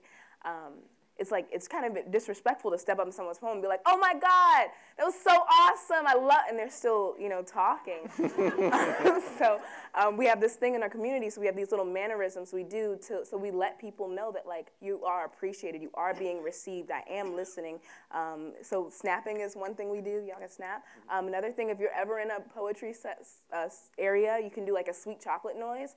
It's like if you have the last piece of chocolate on the bar, you put it in your mouth, you're like, yeah. We like the sweet chocolate. And there's also a new thing that the community's adapted is awkward giraffe. So you can like throw your hand in there and be like, yes, little things.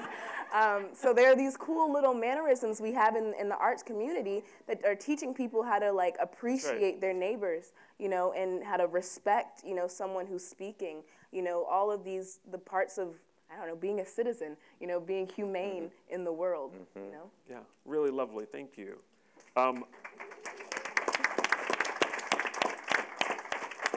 Rona, I think we need to find some kind of cross-collaborative project for us to work on, because these guys are such rock stars, and I feel like we could tackle anything. We're going to get to a couple Q&A in a moment. I'm going to start to once again knit together this conversation, which I think is already really connected. But you're hearing from different perspectives about really the necessity of the arts in everyone's lives. And I was thrilled that Jane Chu talked about our Any Given Child program here in DC that has really been a work in progress for many, many years. We have a unique window of opportunity for every sector of the community come together and say, how do we prioritize arts education in DC? And part of the work to do that is to look honestly at the data, and data is a listening tour, hearing communities, hearing voices. It's looking at numbers. It's looking at maps of the city and analyzing the gaps and the saturation points. And it's also looking at research and best practice. So it really kind of marries these things together. So I would urge everyone to kind of keep that on your radar and watch that progress, because it's a real outcome. It's something that's happening right now that takes this kind of conversation and puts it into an actual structure. And I think, if I add anything to this conversation, I get so inspired, but I also laugh. When I worked in school districts my whole life, right? Well, when I worked at central office, they mostly needed me to be the creative individual, right? Bringing a different kind of solution to a problem, and then put that creativity into a structure. But now at a performing arts organization, they only need my structure. But for those of us that are sort of the structure heads in the house, that is important too. When I hear Nathan talk, when I hear Aisha talk about the systems, the networks, the role of mentors, that the building of those constructs is also an art form and really critical, because you need all of us working in concert, right? Mm-hmm.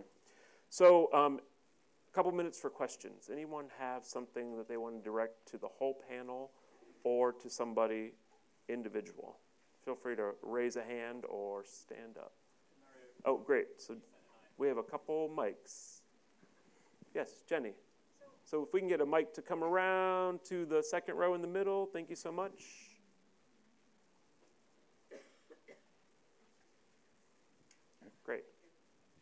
Hi. So first of all, thank you, and especially to our youngest members of the panel for your eloquence and for really walking the walk. Thank you for that.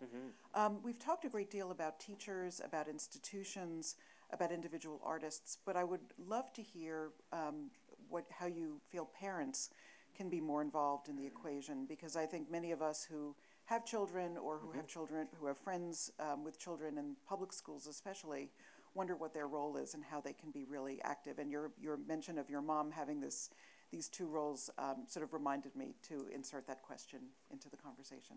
Great, thank you. Who wants to tackle this one? Oh, I don't mind. Parents, I think parents are a necessity to all of the process. They bridge the gap between the arts and the education. You know, they are the story, they are the emotion, the reason that the kid is, you know, expressing themselves in the first place. And I think the most crucial part to that, which we lack frequently, is presence of those parents. If you know your student is involved in a program, urge yourself, you know, urge your student to be, you know, open to you being there. You know, show up, you know, leave them a note and let them know that you're proud of them just for, like, you know, preparing themselves for the day. There's so many ways a parent can put a foot, a hand, a finger, you know, in the child's, like, developmental process. And it doesn't stop at home. It's a constant process until they leave the nest, you know.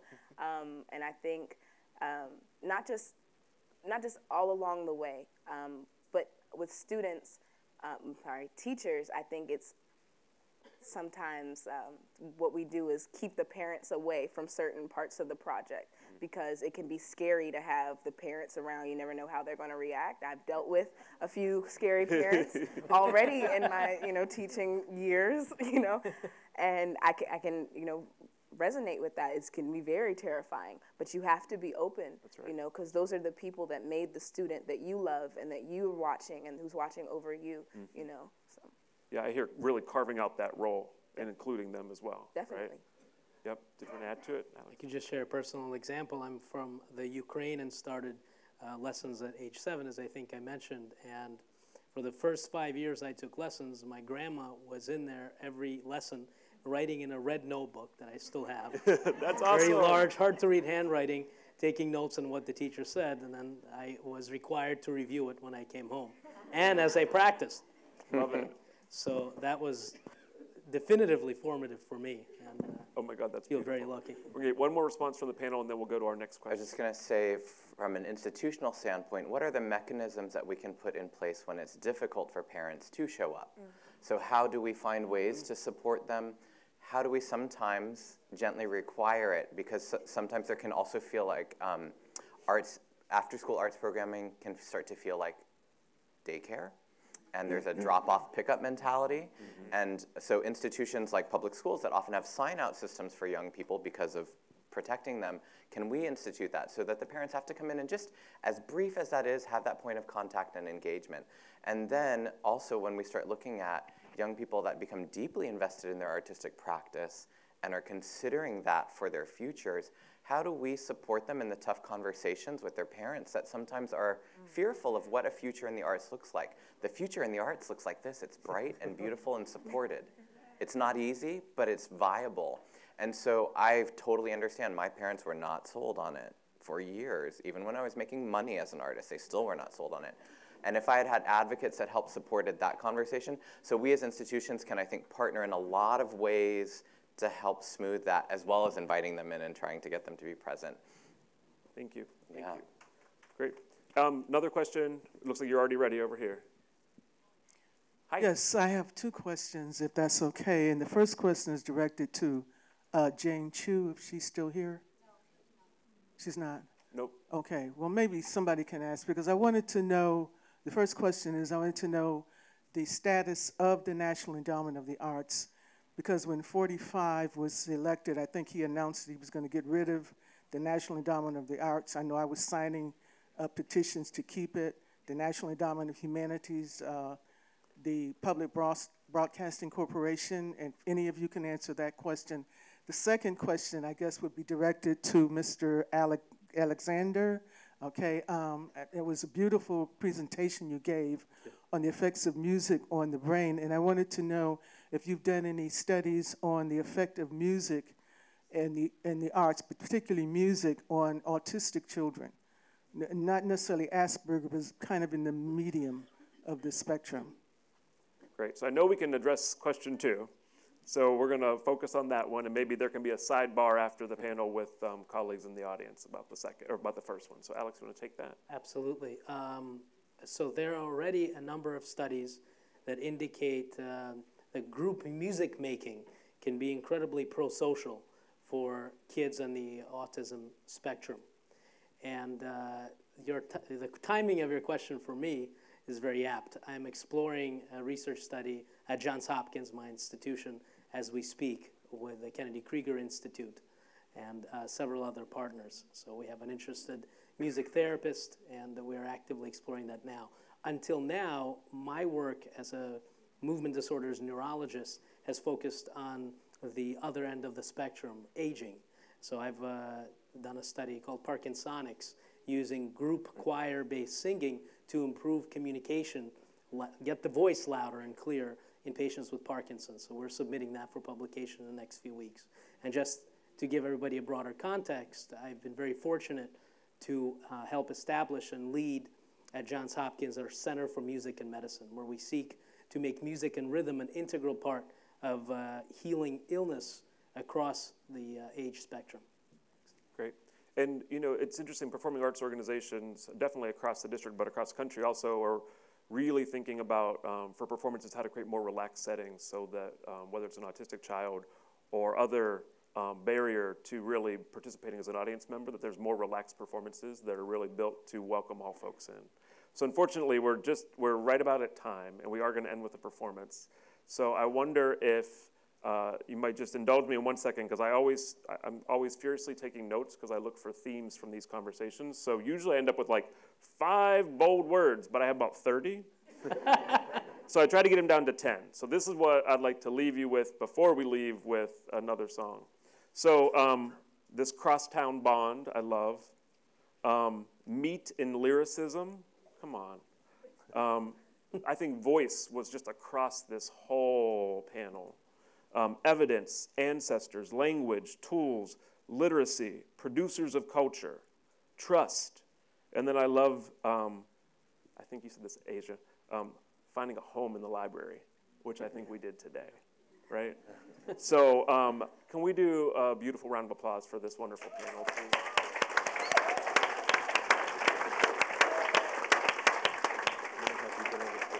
And we'd like to give a thunderous round of applause for Jose, who's going to play one more piece for us. So thanks again. Woo!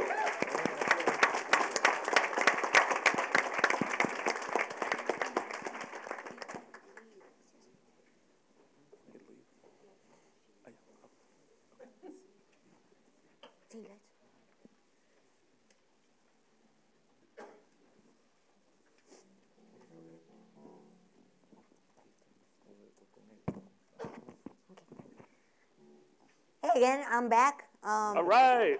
Yep. Okay, so I will play one more piece for you. It's one of my compositions, actually. Great. So this one is called City Lights. Hope you enjoy it.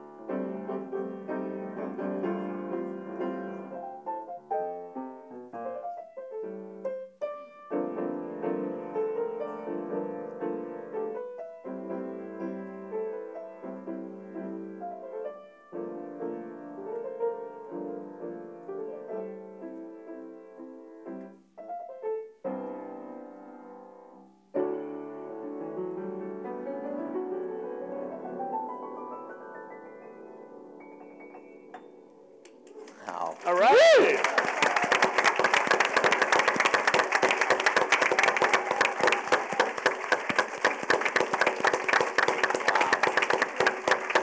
Thank you. Thank you, Jose. Sorry. Before say bye to everybody, before I'm leaving, I will give a quick message to everybody that is here. It's a really important message, and it's gonna help you, and it's gonna change your life. So here it is. Be brave always. When you're scared, it's not gonna help you, and you're not gonna do a lot of things in your life. You always have to practice, rehearse, be good with the people, and be brave.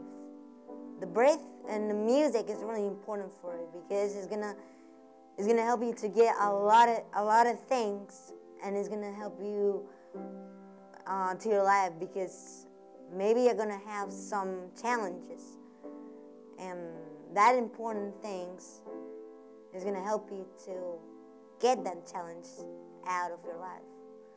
So stay with this phrase. Be good, be brave, and rehearse a lot. God bless you. That's good. And thank you very much to everyone. Thank you.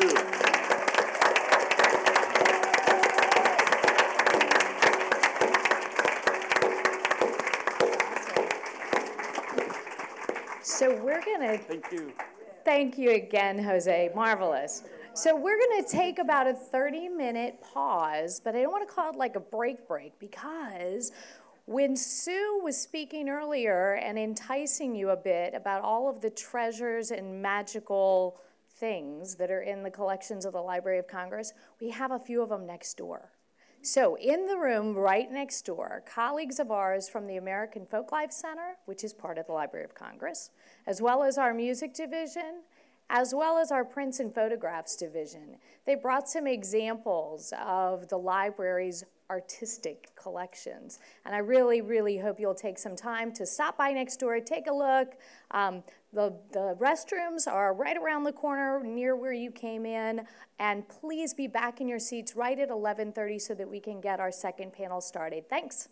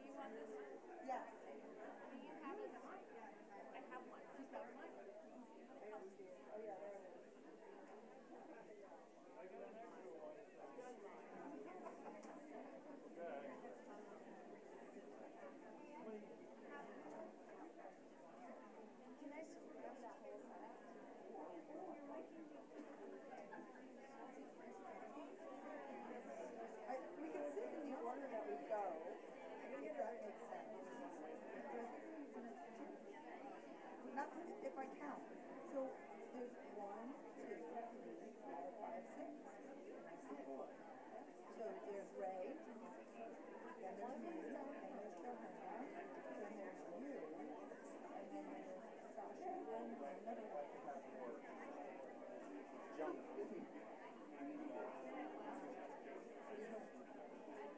Now I heard Leanne say something about another chair, but then you took one away and moved it over there. So I don't know.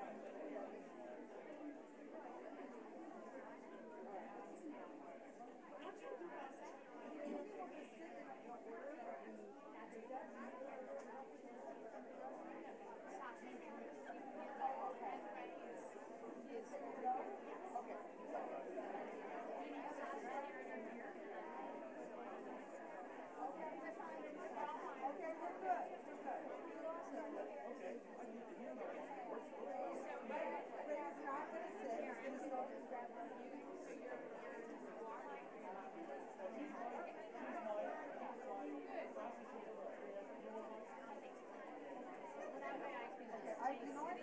I'm not good with that. I'm going to go around. I'll just go right here.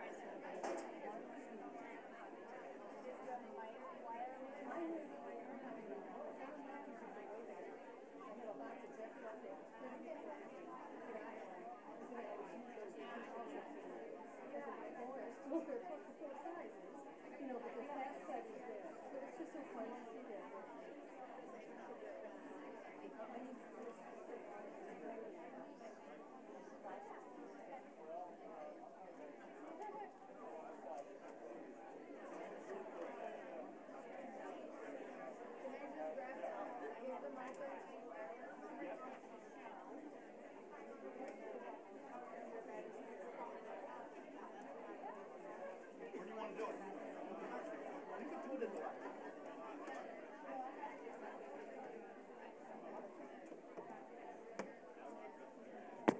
Hello, can everyone please take their seats so we can start with panel 2?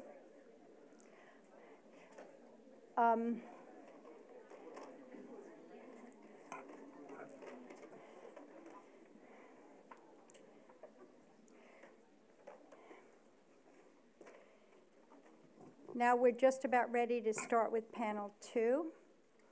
But before we begin, I just wanted to acknowledge the former chair of the Arts Commission, Ann Ashmore Hudson. Can you just say hi? Thank you.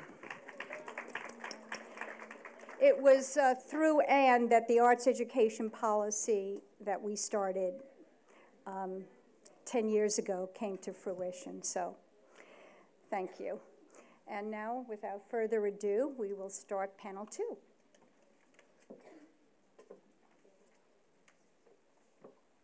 Okay, hello again. You always hope that after coffee and stretch time, folks come back. So thank you for coming back. Appreciate it. So I'm Leanne Potter. I direct educational outreach here at the Library of Congress. And a couple of months ago, when Rona and I started brainstorming what this symposium would do, we agreed that it should answer essentially 4 questions. Well, maybe 3 questions. I'll get to the 4th. We thought about why, we thought about how, we thought about what, we thought about all those good questions. And as far as the why goes, what we were thinking about was why arts education matters. And I think our first panel certainly did an excellent job of addressing the why.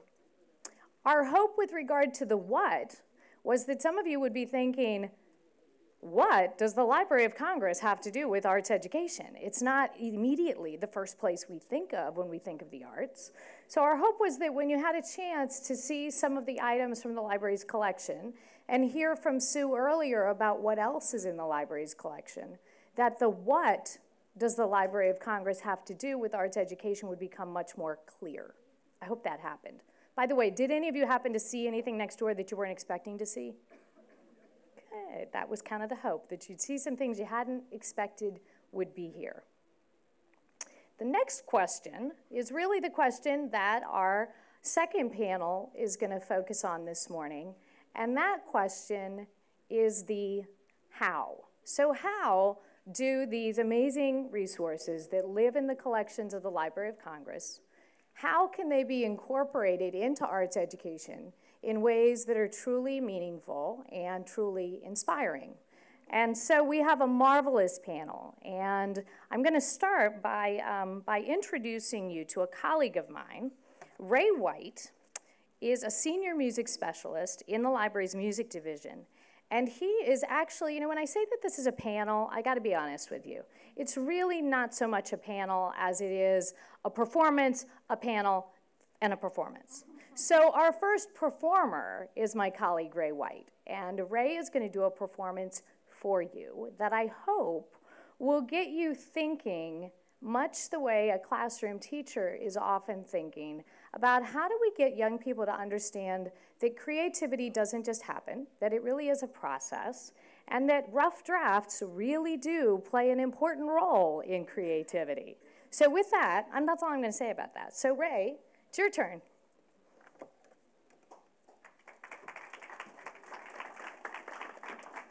Thank you very much. What I'm going to offer up in the next few minutes are materials that are housed in the library's music division. They're among our great treasures, and they do demonstrate the creative process at work. Now, perhaps many of you may be familiar with the song My Favorite Things from The Sound of Music, and perhaps the sound that runs in your brain when you hear that is Julie Andrews singing it. But suppose she sang this, which Oscar Hammerstein wrote before he wrote what you probably remember.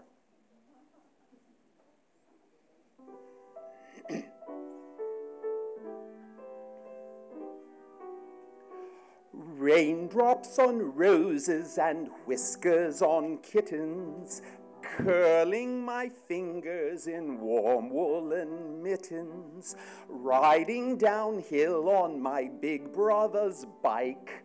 These are a few of the things that I like. Oscar Hammerstein was on his way where he was going, but he was not there yet. Also from the same show, there's the famous song called Do, Re, Mi. And Oscar started out with this idea that he was going to find some word to make each of those syllables into a phrase. And this was before he quite arrived.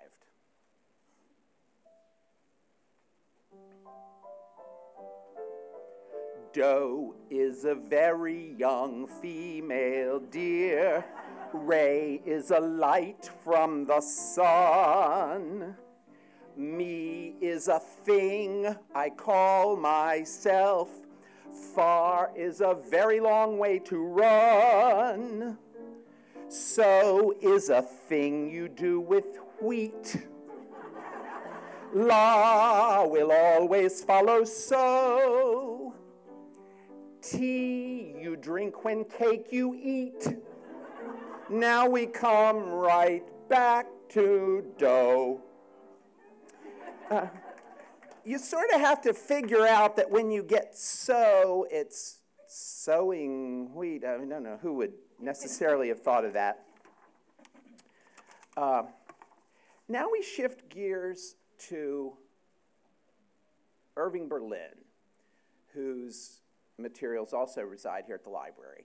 And one of the things that his materials for God Bless America demonstrate that depending on the time and circumstances of someone's creativity, their creative product may vary. Now, the short story about God Bless America is that it was originally written during the closing months of World War I. It was part of a all-soldiers review called Yip Yip Yaphank, which was at Camp Upton at Yaphank, Long Island. And this was going to be the last song in the show. And so he wrote this thing called God Bless America. Well,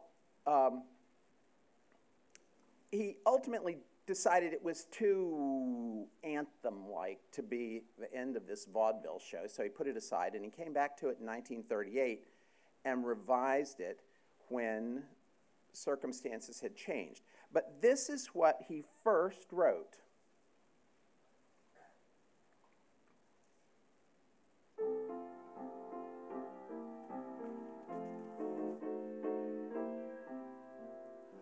God bless America,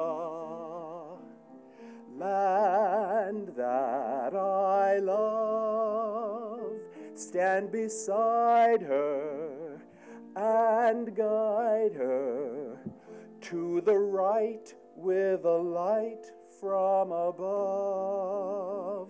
Now, okay, in 1918, the idea of left and right as political orientations were not in common parlance. And all he meant was guide her to the right path, which is fine, but guide her to the right with the light from above. And then he decided, 20 years later when he's fixing it up, it became guide her through the night with the light from above, which is just plainly better poetry. So there went that change, but the song keeps on going, and it continues like this. Make her victorious on land and foam. Now, the part you were running in your head was probably the mountains and the prairies and the oceans white with foam. Well, that didn't exist in the early one. Make her victorious because the United States was in a war at the time. But on land and foam. Foam has to rhyme with home. I get that part.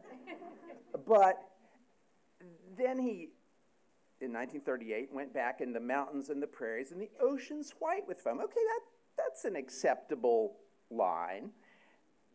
And but then, so we got the foam and the home, and then he finishes up with this end, which I find a little bit musically awkward, dare I say it. Ready? God bless America, my home, sweet home. Now, I would say again, I don't think there's anything at all wrong with writing something that's clumsy or awkward or inelegant or whatever you want to say in the creative process, as long as the creative process continues along. And it gets where it's ultimately going to go, which points out to me that music writing is part art and part craft. And our last example is also from Irving Berlin, his 1946 show, Annie, Get Your Gun. Now, if you've ever seen that show or know anything about it, you know it's about Annie Oakley, the 19th century sharpshooter, and her friends Buffalo Bill and Charlie and Frank Butler, and they want to get her to join the Western show. So these three guys sing the song, There's No Business Like Show Business, telling her how great show business is.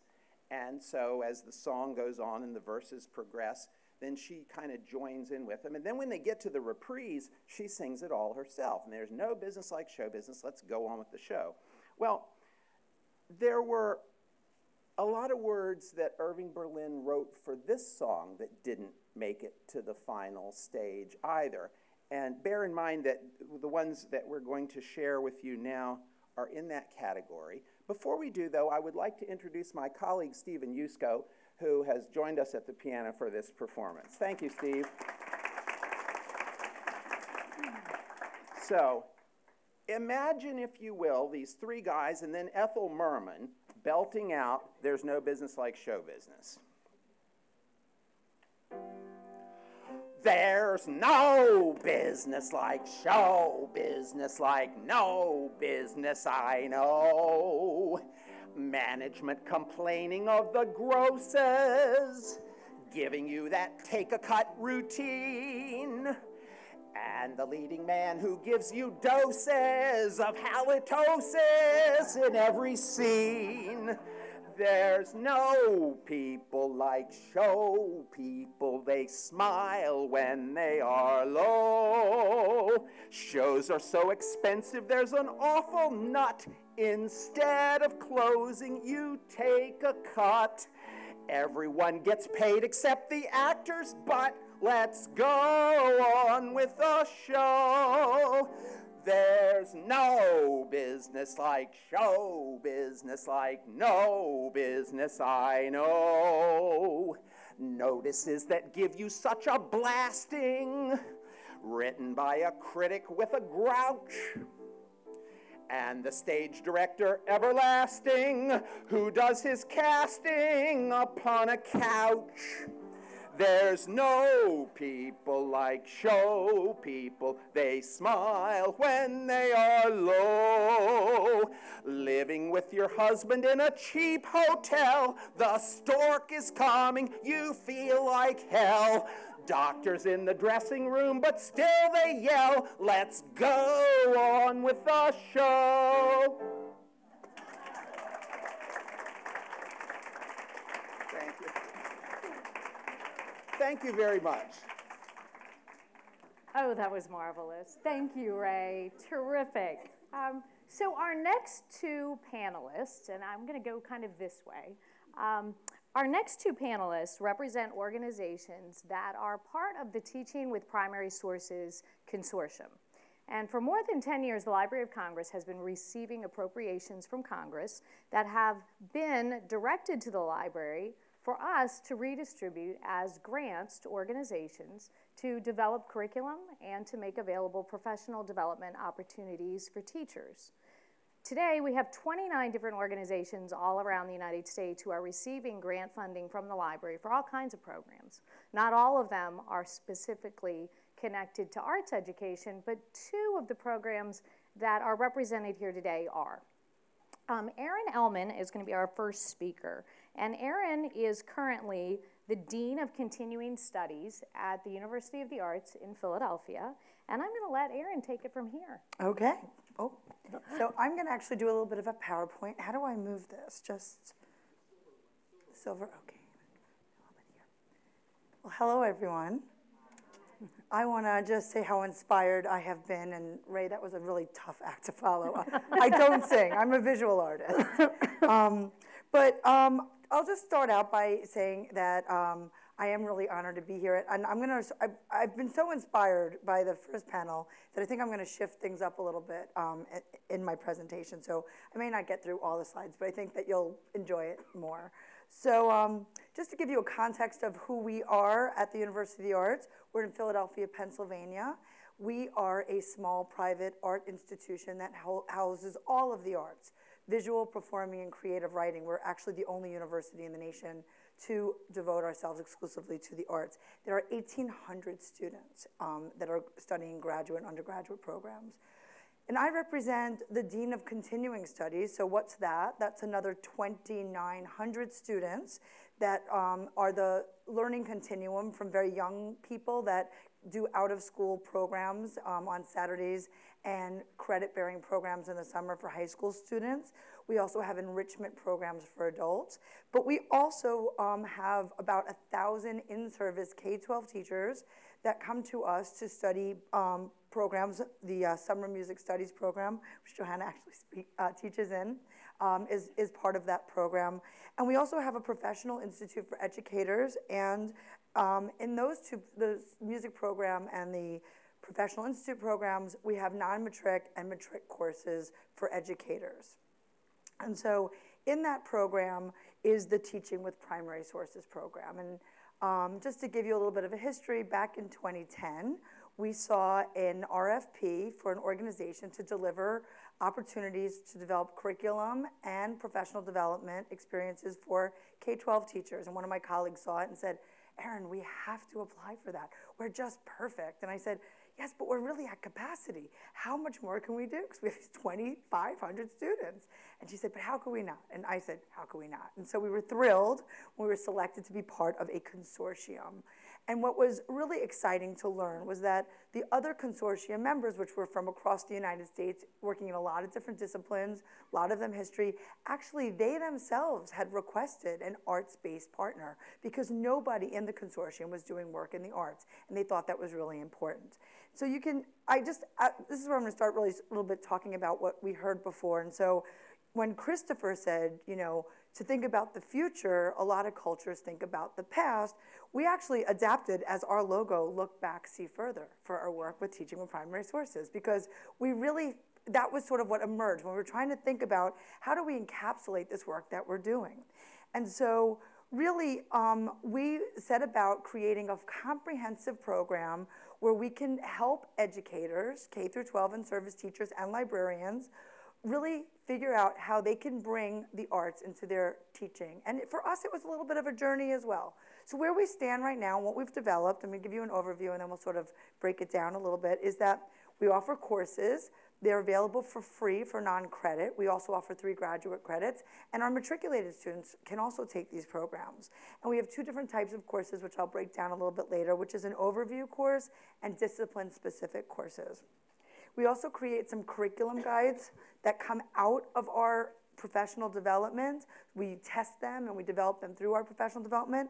And we're gonna have some examples of those on tables when you leave. So if you wanna grab one, you're welcome to it. We also try to provide everything, as much as what we do online for free, to a national audience. And so we have 2 vehicles for a web presence, which I'll talk about later. And then we have a coaching program, which I wanna mention now, because I'm gonna mention the coaches throughout the program. So one of the things, and it's really, in thinking really, to be thoughtful about how these programs live and build and grow, the consortium and the Library of Congress decided that it was really important to develop high-level educators that are really embedded in these materials so that they could bring them back to their schools and their school districts. And the language we developed around them is coaches. And so we have people who take numerous courses that we then put them through their own professional development experience so that they can then become leaders in the field. So here's where I'm going to go back to the previous panel. So why the arts as primary sources? So thank you, panel 1, for so beautifully illustrating that. So I'm taking notes during the first panel. So of course, Susan and Dr. Chu really talked about how important the arts are and actually noted some key studies. But also, you know, Mario talked about the arts as a superpower. And like, I love that. I'm going to use that. And that they have their own language. And then, you know, Asha talked about how, as a young person, the arts was how she connected through school. And we also, I mean, thank you so much, Nathan, for those 6 themes, because I think that those themes are actually embedded in the work that we do. And it was the way that you articulated them really maybe will help us focus a little bit more in the future. And of course, those performances show us how we can be transformed and moved through the arts. And we're all having our own personal experience. And so that's what we're trying to do. We're trying to say to teachers across disciplines. So it's important to note that I think that maybe some people would have, when I talk about this program, people think, oh, only art teachers take your courses. Well, actually, no. We have lots of elementary school teachers. We get gym teachers that take our program. We get librarians. We get discipline-specific teachers. So I'd say about 40% of our participants in our program are arts teachers. But I guess what's really important is that they get to hear the perspective of the other teachers about how disconnected and siloed the arts can feel. And they get an opportunity to understand how they can bring history or science or math into their classrooms. And so and the other thing that we've learned as we've grown in our program is that in the beginning we started to think about primary sources in the arts as the products. But what Ray just illustrated is that it's actually the stuff behind the scenes that can teach us a lot more about the arts. So we can look at, you know, choreographic notes that the library has a beautiful collection of, or musical notation, or notes from a dramaturg, or sketchbooks, or notes of an artist. And so those are all the reasons why we think it's important. So the way that we developed our program is that we have 2 different types of courses, and I've listed these here. I'm not going to go through them. I'm hoping that the PowerPoint will be made available later so that people can go back to it. but we have these overview courses and these discipline-specific courses. And the overview courses generally are about 40 to 45 participants, and they're very field trip and lecture-based. We don't do that much hands-on. We do a little bit. And then the discipline-specific courses do more of a focus study in a discipline. So I'm going to just talk a little bit first about our overview courses. So in those courses, oh, by the way, all of our courses run 5 days, Monday through Friday, about 8:30 in the morning till about 6 at night. They're super packed and energizing. We get teachers from across the country, people from San Francisco, because they're free, sometimes teachers will use it as an opportunity to get to Philadelphia, and we can help them find, low-cost accommodations.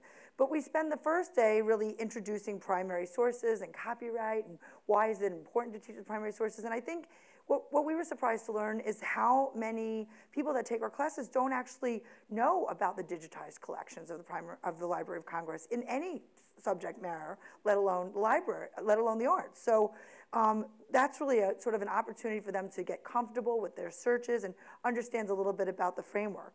Then we also talk about this wonderful tool, which is in the guides that we're handing out and online in our websites. It's sort of this a framework for observe, question, and reflect, and it walks you through it. And there's one specifically for prints and photographs, but there's more general ones, and we use that. We use it as exemplars, and we always have great lecturers come in that talk about the arts and primary sources and make those connections. And we're in Philadelphia, so there is no lack of amazing collections, and we utilize as many of them as possible. Then we ask our teachers to share out, and they post, so there's an opportunity for them to do their own reflection. And then they create primary source sets through one of the Library of Congress tools, which I'll talk about a little bit later, which they can utilize later. So very briefly, this was a course we developed last summer. So how many of you have heard of STEAM? Okay, yeah, I got the right audience here. So I don't have to tell you what it is. So we decided to say, well, what kind of STEAM objects, collateral, art products are available through the Library of Congress that can be tied in to all different disciplines. And so we were so lucky. How many of you know that the Library of Congress actually has teachers in residence? See, they do, and they're great. And one of the past ones was Trey Smith, who he has a science focus. And I met him when I was here at the library for one of my consortium meetings. And I said, okay, we'll have to work with him. And so he did a presentation, and it was wonderful. And he did some analysis and he really, even though he's a scientist, he was able to find examples of STEAM objects. And then we invited in, we talked about teaching artists today, and so we invited in 2 teaching artists who came in. One was Ben Volta. You could see his image on your left. I think that's right. Yeah. He's a muralist, but he works with science and STEAM as a motivation for students, kindergarten through 12th grade, to think about ideas. He's had exhibitions in Washington, D.C. He's worked with NASA. And he came in and talked about his practice and his work. And then we also had another teaching artist named Astrid Bowlby, who not only talked about her work, but she actually did a project with teachers. And then we also brought in an artist who brought us to her studio. So this artist, Diane Burko, is fascinating. For 35 years, she's been flying all over the world, photographing climate change. She was really ahead of her time. And she's taken those photographs and turned them into prints and paintings, and she lectures. She's been invited to the White House to talk about her work. And so we had all of these artists in, as we also visited lots of primary source locations as we keep visiting the library's collection online. And so that's an example of one of our overview courses. I won't talk about this one because it's not there yet, but just a little plug if anyone wants to join us.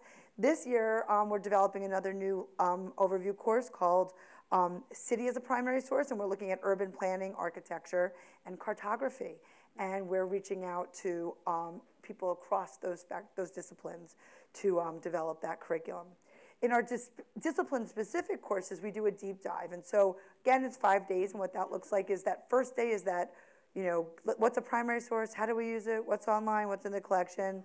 What's really different about this class is that the participants will actually study one particular discipline, and they will actually create studio projects in that discipline. So it's important to note they're not artists.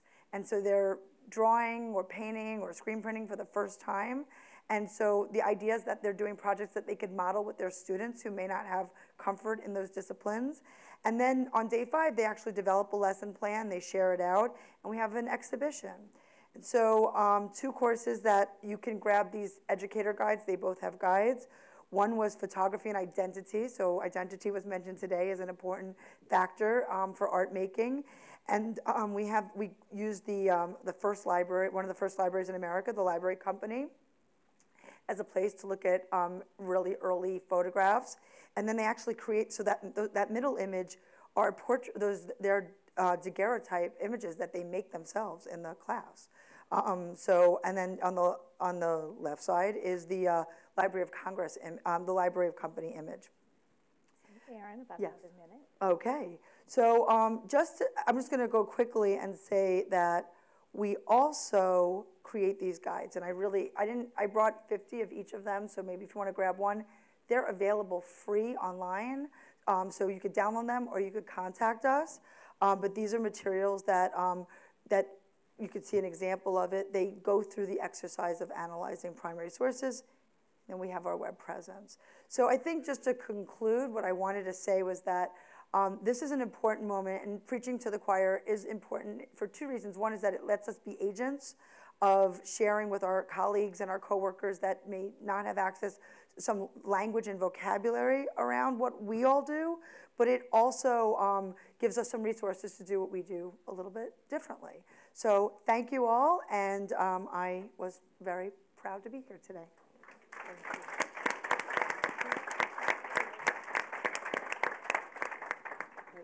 So I mentioned our Teaching with Primary Sources Consortium, and our next speaker comes from another one of our consortium member organizations, and that is the National Association, I've got the NAFME in my head. You know how acronyms do that to you? Yeah. So anyway, Johanna Siebert is here today to talk with us about a really special project involving the new national standards for music that were recently developed by NAFME. Thank you, sure. Excuse me. National Association for Music Education. We're encouraged to say NAFME because, you know, you just think NAFME could certainly be used in a lot of ways, couldn't it? So I will flip back and forth between the two, I think, as I talk, you know, so, but thank you very much, and thank you for having us here today. I'm the project director for this project that you're going to hear about today. And let's get used to this a moment. Here we go. And so in our collaboration with the Library of Congress, good friend, colleague, and director at NAFME, Lynn Tuttle, wrote a proposal. And you can see on the screens pretty much about what it is we wanted to do through the largesse of the grants available to us through the TPS here. And so looking at this 3-year program we just completed in this past summer, units of study, curricular units, not a curriculum itself, but in chorus and general music. Right now, I mean, as we speak, I'm receiving emails with draft units for band and orchestra and new teams writing them. And in the 3rd year, we'll be looking at composition and theory, as well as popular music, and how we can access the multiple resources that you actually just got done looking at, as well as many, many more. Okay. Behind the whole idea of these new national standards is the idea of building student artistic literacy. We've heard that word this morning, and many of you, you're nodding. Many of the things that have been said already have just really validated the standards and the collaboration we now have here at the library. This idea of music literacy for children is huge. It's not just knowing about music, but it's about being in the music or in any other art form. And so as we think about all of these, we still know we have to keep bringing in all that knowledge and skills in the past, because as we heard this morning, there is a lot of skill base, especially in music, and that it be taught sequentially. So we can't lose that. And that's what a lot of our teachers are very comfortable with. So as we've been working on these, we've kind of been learning as we go. Okay? As we see this shift to a process-based literacy piece, you're looking at the 4 major processes that we talk about. We heard about creating this morning and how there are steps to this. And we heard about composing and improvising, and I'd add arranging. Whether we're talking at a pre-K level, Sure, switch the order of opening routines. Or if we're talking about those college-bound seniors who are going to major in music, what are all of the things that they would be doing? We talk about performing, which to music, it's what we're known for. It's what we do. The responding is our focus area for this unit, but we also heard this morning about another process and how important personal connections from students through the arts, to other areas in their lives, and to other disciplines are supremely important. So to show you all of the things that we need to think about, we have 5 separate sets of standards within these new art standards. And so we talk about general music from pre-K up through grade 8, grade by grade, with successive ideals of what we believe literacy would look like in those grades. Traditional and emerging ensembles, those big choruses, bands, orchestras, and steel pan, all of the different kinds of ensembles you can think of. We talk about comp and theory, or composition and theory, the writing and analyzing of music. Harmonizing instruments, that's making the bridge between students' music of their lives and student music that they're playing in school, via guitars, ukuleles, keyboards, other harmonizing pieces, and of course bringing in music technology. Okay. As these were rolled out in 2014 and continue to be now, we found that teachers really needed to have some extra resources. So during that period, and even, as I say, up to this date, we're focusing at NAFME on how we can help that. Okay. In order to understand a little bit, I'm walking you very briefly through our standards because it would just take another 3 days. But you can see laid out here the processes that we are talking about. Creating is just that. And starting at that pre-K level, with that kind of writing or talking that I heard about this morning is exactly what we mean. And having students be able to go through those 4 steps in an order is often how we make sure that they are writing, they're refining. Okay? When students perform, they do just that. We hope they're analyzing and interpreting the music they choose to perform. Okay? They rehearse and evaluate it themselves and refine what they do so that they are ready for the last stage to present it. Okay? Of course, with the facilitation of a teacher and guided by the teacher, but eventually taking this process on. And the responding is a little bit different, even though the little blocks in it look the same. Those components talk a lot about how students respond to the selection, analysis, interpretation, and evaluation of other people's musics, whether it's music that they're listening to in a performance or another composer's music, not necessarily what they're going to create themselves as performers. Okay? What you see across the bottom is the block that talks about connecting. We talk about how we relate to things and how we interrelate to things through music for students. So you've seen really the whole gamut of what we have and how using these, we hope, are going to help us develop students into that music literate performer and thinker. Okay. Well, as we focus on responding, the idea is that we help students understand and evaluate how the arts convey meaning. Okay. And you can see here the definitions and what it looks like in those 4, not necessarily successive or linear components. Okay? But the ideal, again, is how do we get to this? What are the things that we're using for this? Okay? The problem that we've had is that in ensembles, in harmonizing music, in some classrooms, they don't lend themselves to the study of responding. And we need to find ways to make that happen for our teachers. These are usually heavily based on skills, instruction, development, maintenance, and all of those things. And so where does the talk time come when we respond to music? Okay? If the goal of a class is to perform something, what are they basing that on? So how do we help teachers find this time to realize by focusing on responding, we can help them all be better performers? Okay? And as we think about assessment in any field, I think I heard the word chorus this morning. I think about 120 students in a chorus that I used to observe as a music supervisor, and I think, okay, how are you knowing what each one knows? So how can we get to that through some of the responding too? These are typical problems that we've had. Okay?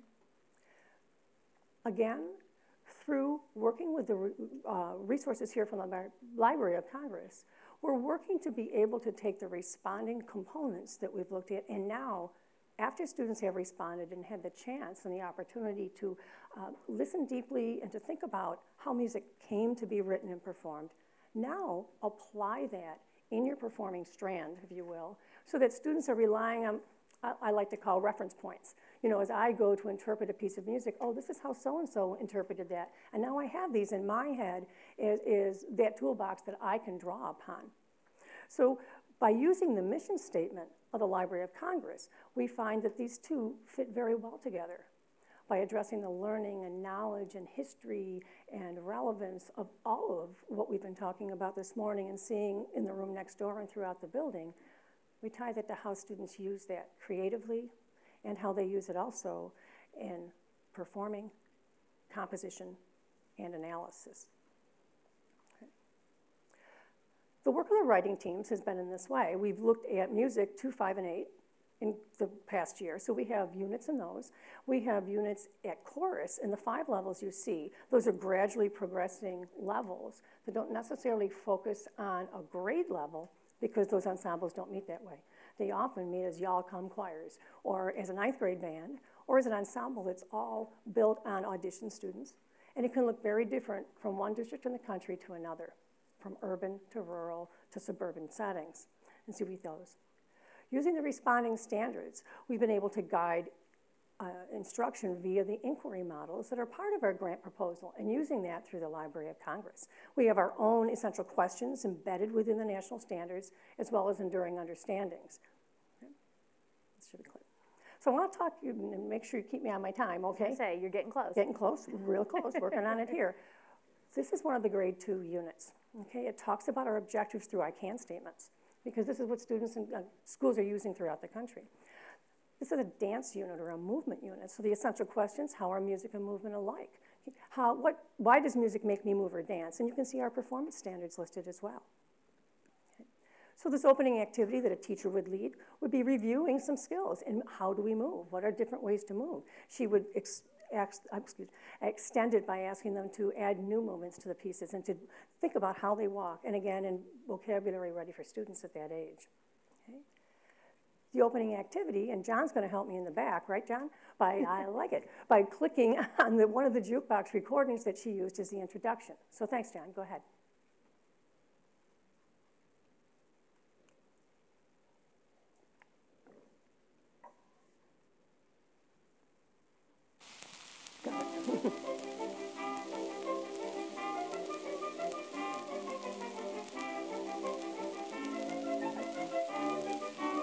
Good. Thank you, John.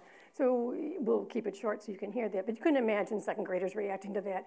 Sometimes wishing they weren't reacting to that, but at the same time, what that would be like. And you could see also, and I'm wondering, do I need to click ahead? I'm looking there, back to, thank you very much. Okay, the questions that she's asking through various types of prompting and inquiry are kind of those things. And she was using the visual thinking model. I know. In chorus, it looks a little bit different, because in chorus, we talk a lot about what could this be like. So this intermediate level now, for the most part, are usually middle school students. Depends on when they start chorus in a district like yours or somewhere else. And so all of the units there focused on multiple themes. So at this level, we focused on folk music. And you just saw a lot of materials next door about that. At the high school level, they all focused on spirituals, so that we know students will be singing spirituals sometime throughout their high school career. They use the Socratic Circle as an inquiry model, okay, and then includes outside work. And I'm not going to click on the link now, because I think what I'm going to make sure is that you have access to this PowerPoint and that it'll be embedded for you. Okay? So I think what we're showing you is that through what we talk about, these processes become interdependent, much as literacy is dependent upon many other things as well. So as we look at the processes you see here, okay, we know to truly build understanding that we want students to be able to transfer what they've learned to new situations and new learnings and experiences so that their learning continues to grow. It shows us more and more the rigor of what we can accomplish by going through stages like this and connecting some of those responding artifacts, lessons that in turn will help students focus on their own performance and make all of their ensemble work even stronger. Okay. We've piloted the units. Okay, you can see on the screen that one of the things we were worried about was that time that this would take in choruses and large ensembles. And the person's testament here talked about how she could fit these right into her daily routine, and the units show that. Okay? General music found that the students loved it. And one of the comments they made, you will understand because you just heard the run, run, run example. They often talked about liking that old school music sound, thinking that's how we all learned music were through scratchy recordings and everything. So a little discography gets taught too at the same time. Okay? These units we've made available to everybody, much as my colleague at UArts was just talking about having people enroll in those courses. We recently presented our grade 8 general music unit at the National Social Studies Conference. I watched a colleague who was presenting with me, and we were meeting in a poster session, and she's got a little notebook out, and she's saying, oh, what else would you like? I go, whoa, whoa. She started to take down requests for different periods of time that social studies teacher wanted units on so they could connect it to music, because they knew that's how students would learn and listen, and they were doing it already. So I guess we have a few more things to think about this next third year as we start writing these. The units are available at that website, or just go to nafme.org and watch the headers that go by and click on it, and you'll see the curricular units that you can link on and use. Anybody can use these. You don't need to be a member nor a music teacher, so I hope you do. Okay? I guess we're going to wait for questions for a little while, so I hope to hear from you. Thank you very much.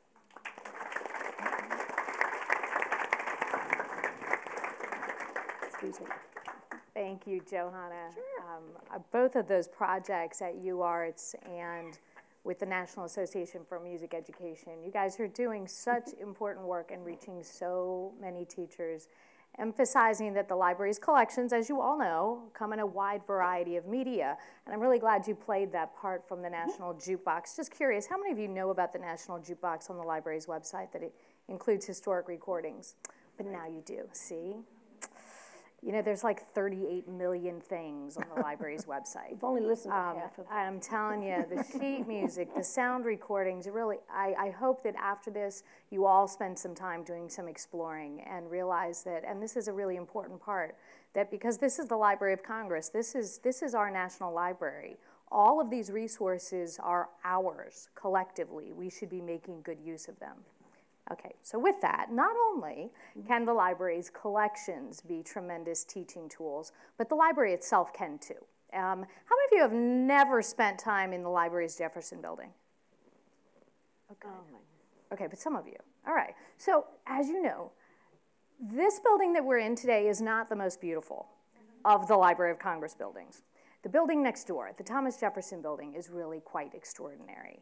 And our next panelist is Kathy Tuckman. Kathy works with our Visitor Services office here at the library and has developed a really extraordinary tour that's a touch history tour. And some of you had a chance to visit with her a little bit ago in the next room to share with you the Discovery Cart.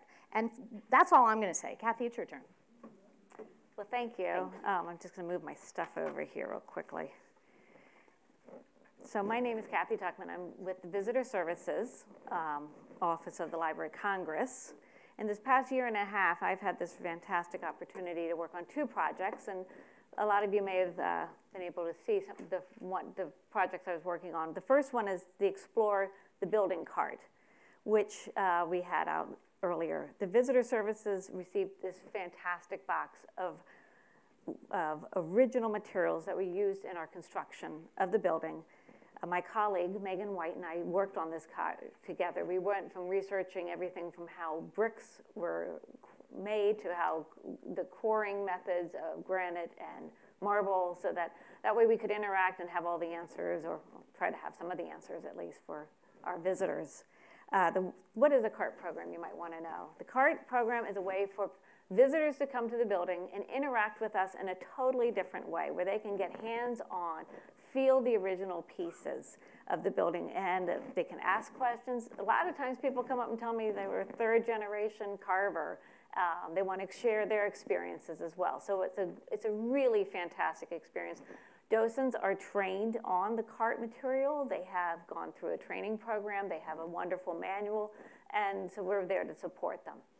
The other project that I was lucky to work on this past year was our Touch History program, which is our tour for the blind and visually impaired. We at the in Visitor Services have fantastic tours. We offer constituent, public, reserved tours throughout the day. Our docents go through a 10 hours a week, 15-week training program for a total of 150 hours. And what that is, just to share with you, that this is a well-developed, well-researched tour. It's not just thrown together quickly. The docents that are chosen to do touch history have been docents for at least 1 year. They are not completely new to the program. The touch history, we enhance verbally our normal tour. So we give great history, that's similar, but then we go into a more descriptive ability with the building, give people an opportunity. We also reached out to the architect of the Capitol and let them know that we were working on this project, and they were incredibly generous with us. We have the best. So many of you saw, I have an original brick here. A lot of people don't know that the Jefferson Building really is a brick building. 22 million bricks went into the construction of this building, but you don't really see them, so people don't realize that. So I have a brick, you can feel it, it's quite heavy. I also have a piece of the granite, because the exterior of the building, we have like a cross section. So you have the granite is on the exterior, we have the marble, the brick, plaster, and then of course the marble. If you've been in the building, you've seen that we are a marble. That is just like the icing, like the on the cake there. It's marble cladding. And this allows visitors, when we're doing a touch history tour, I can hand these to our visitors. They can feel them, they can interact with them, feel the coolness, the smoothness of the surface. If, depending on their visual ability, they can maybe want to reach up and look at it more closely. That tour allows that for our visitors. I want to back up a little bit also, because I want to talk a little bit about the ceiling. The architect did this for us, which was fantastic. I have some original pieces of the marble mosaics, which I didn't bring over with me on. But the architect did, if you've been in our building, you see 3 of our alcoves are mosaic ceilings. And the architect put them on a wooden base so that we can hand these out and let people, let our visitors feel this, get a real sense of what the incredible artistry that was involved in doing these ceilings. So that's just a little bit about the why and how we did it. We also, besides working, I researched, I went to a lot of museums to see what they were doing throughout in New York and here in Washington. We researched online to see what best practices are in the museum world on doing tactile tours. Luckily, we have a fantastic EEODP division here, our Equal Opportunity Disability Programs, and we worked with Lorena Bradford from the National Gallery of Art and had a wonderful review with her. So let me tell you about, I told you that we do a descriptive. So let me, if I can, this is going to be fun. Let me give you a little bit of a tour of going into the building. If you've never been in our building, this will be exciting. So the Jefferson building, the Library of Congress was created, let's back up, 1800, correct? And our first 97 years were spent in the Capitol. That's where we began. Then the librarian at that time could see us expanding our services and wanted a larger building, so Congress appropriated the funds to build the Jefferson building. So let's talk about the Jefferson building. You walk up the grand staircase, you come into the building, into the first alcove, which is the alcove of Minerva. Minerva, there are 4 alcoves that surround the Great Hall. The first one is Minerva. You walk in there are the 8 pairs of Minerva, goddess of wisdom and defense of war. From there, we walk through one of the 3 arches into the Great Hall. The building is fantastic in its symmetry. What's done on one side is equally done on the opposite. If it's on the left, it will be equal on the right. I love this building. So we're now standing in the Great Hall. Let's orient ourselves. We're in the Great Hall. We hear lots of sound. It's really noisy. The Great Hall is called that because it is pretty large. It's 50 feet across, and it's about 43 feet from front to the next set of arches. It's 75 feet to the ceiling. So it's quite large. From where we're standing, if we were to look up, we can see up to the mezzanine level. And there is a marble banister that runs all around. So the mezzanine level is available to us, the sound of it. So it's quite loud. Right and on the left-hand side of the Great Hall, we have the grand staircases. These are fantastic. They're about 9 feet wide. They go up to the second level. And of course, on the sides of the staircase, we could have left them plain, but why would we do that? This is 1897. Why did we want to do that? So we have these fantastic sculptures going up the sides, and they are called putti. A lot of people refer to them as cherubs, but putti, they're like little babies. We have 4, then it has a landing, and then 4 more. So we have 8 on the right, 8 on the left. I'm only going to talk about the 4 on my left if we're in the building. No. That's just a, yeah.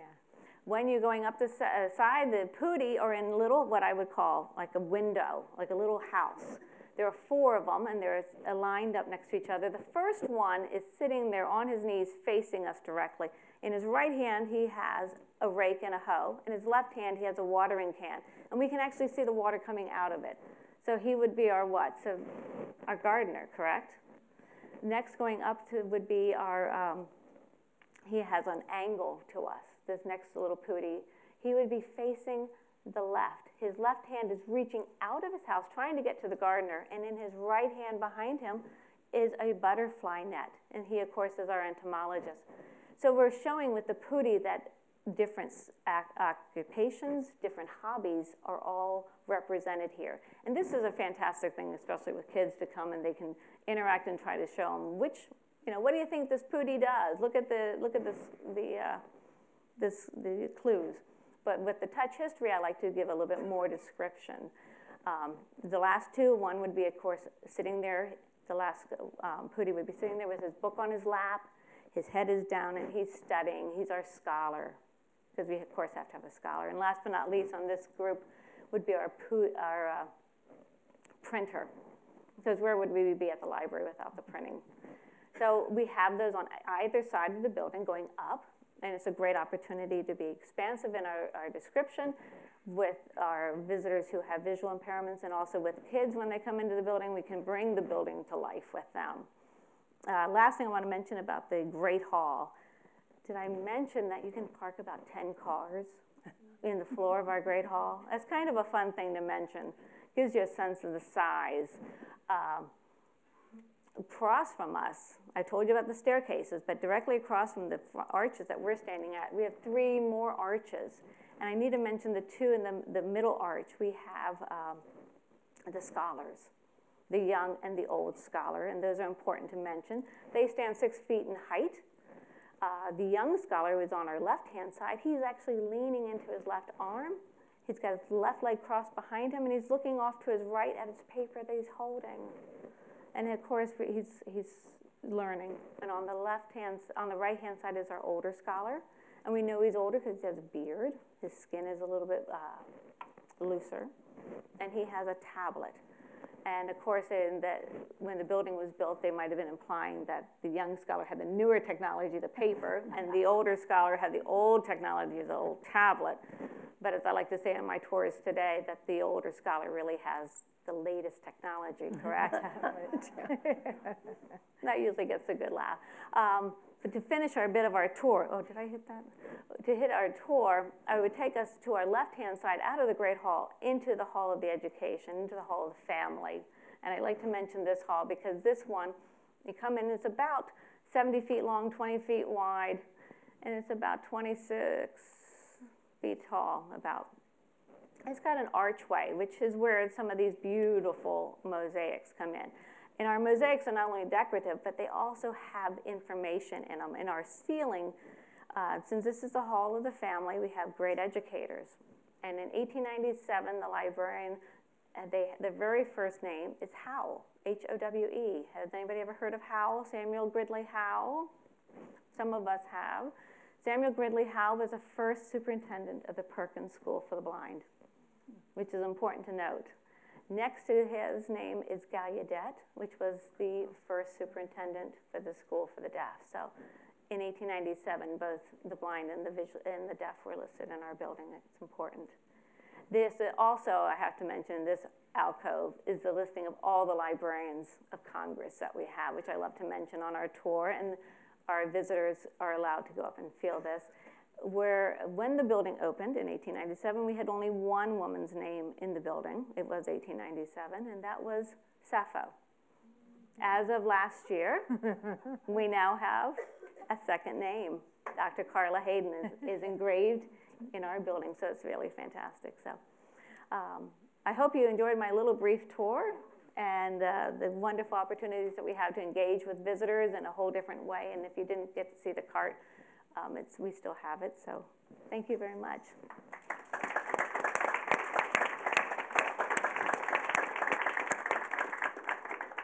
Thank you, Kathy.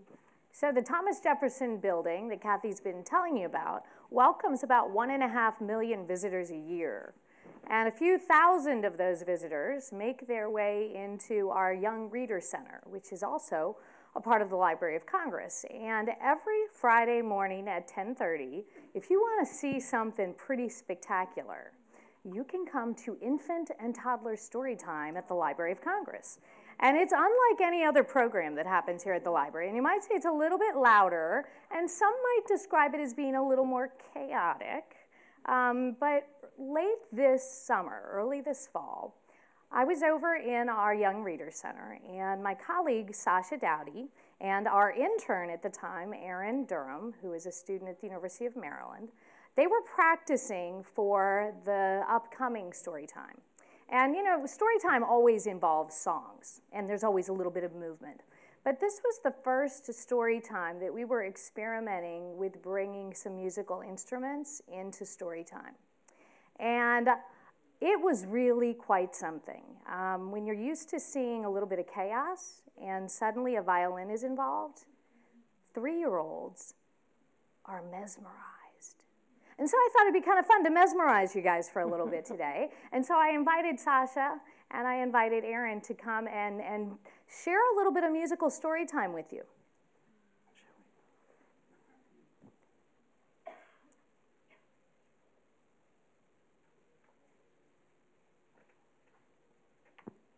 Hello, thank you, Ian. All right, so this book that we're presenting to you today is called Mole Music by David McPhail.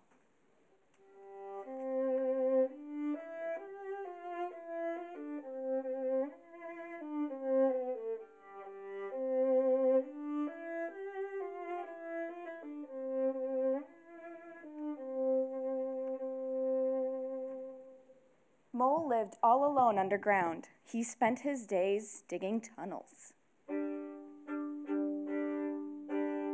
At night, he ate his supper in front of TV and then went to bed.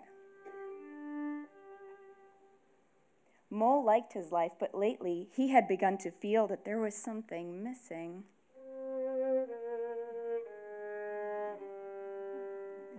One night on the television, a man played the violin. He made the most beautiful music Mole had ever heard.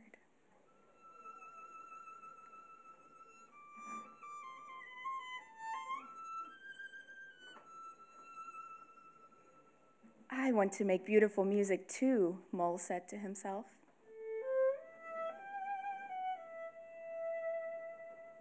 So the next day, he sent away for a violin of his own. Every day, Mole checked his mailbox. No violin. Finally, after nearly 3 weeks, it arrived. Mole was so excited.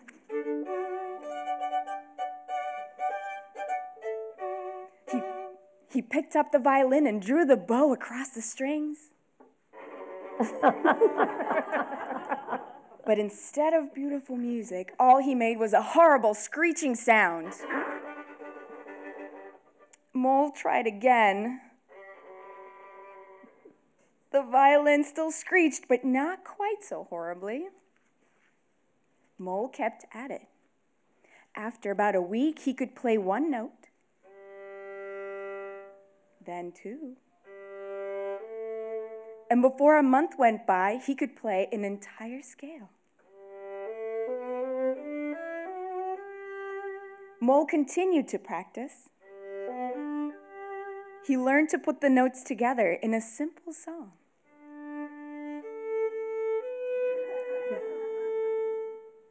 Years went by. Mole got better and better. He was happier than he'd ever been. During the day, as he dug tunnels, Mole hummed the music he would play at night.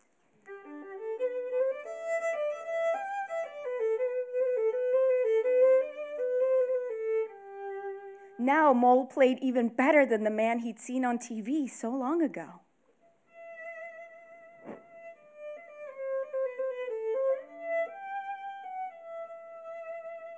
Sometimes he wondered what it would be like to play his music for people.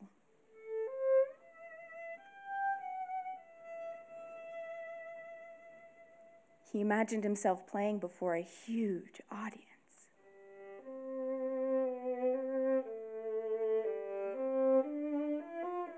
He imagined that he played for presidents and queens.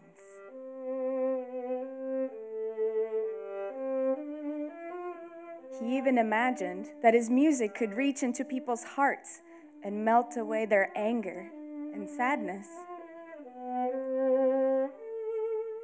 Why, maybe his music could even change the world.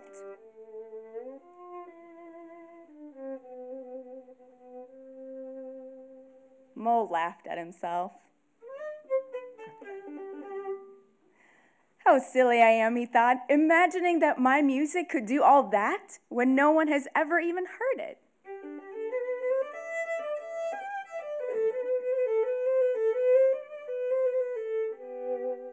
Mole played one more song.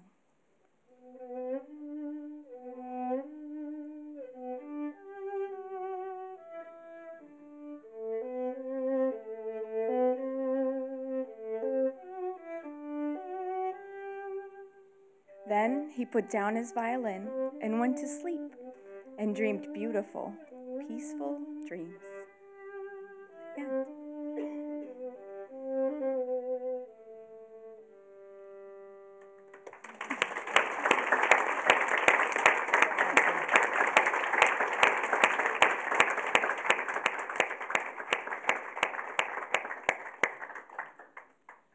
We have about 3.5 minutes for questions. You guys are fabulous. That was just great. Don't you want to come to story time? Yes. Okay. It does look like we've got a question over here. Oh, John's got a mic for you. Hi. Okay. Hi, everybody. Thank you so very much. This was a wonderful panel. Just a wonderful day, really. Question for you all. And this is a question that we've been talking about as a community very recently. What does it mean to be a national organization serving local audience?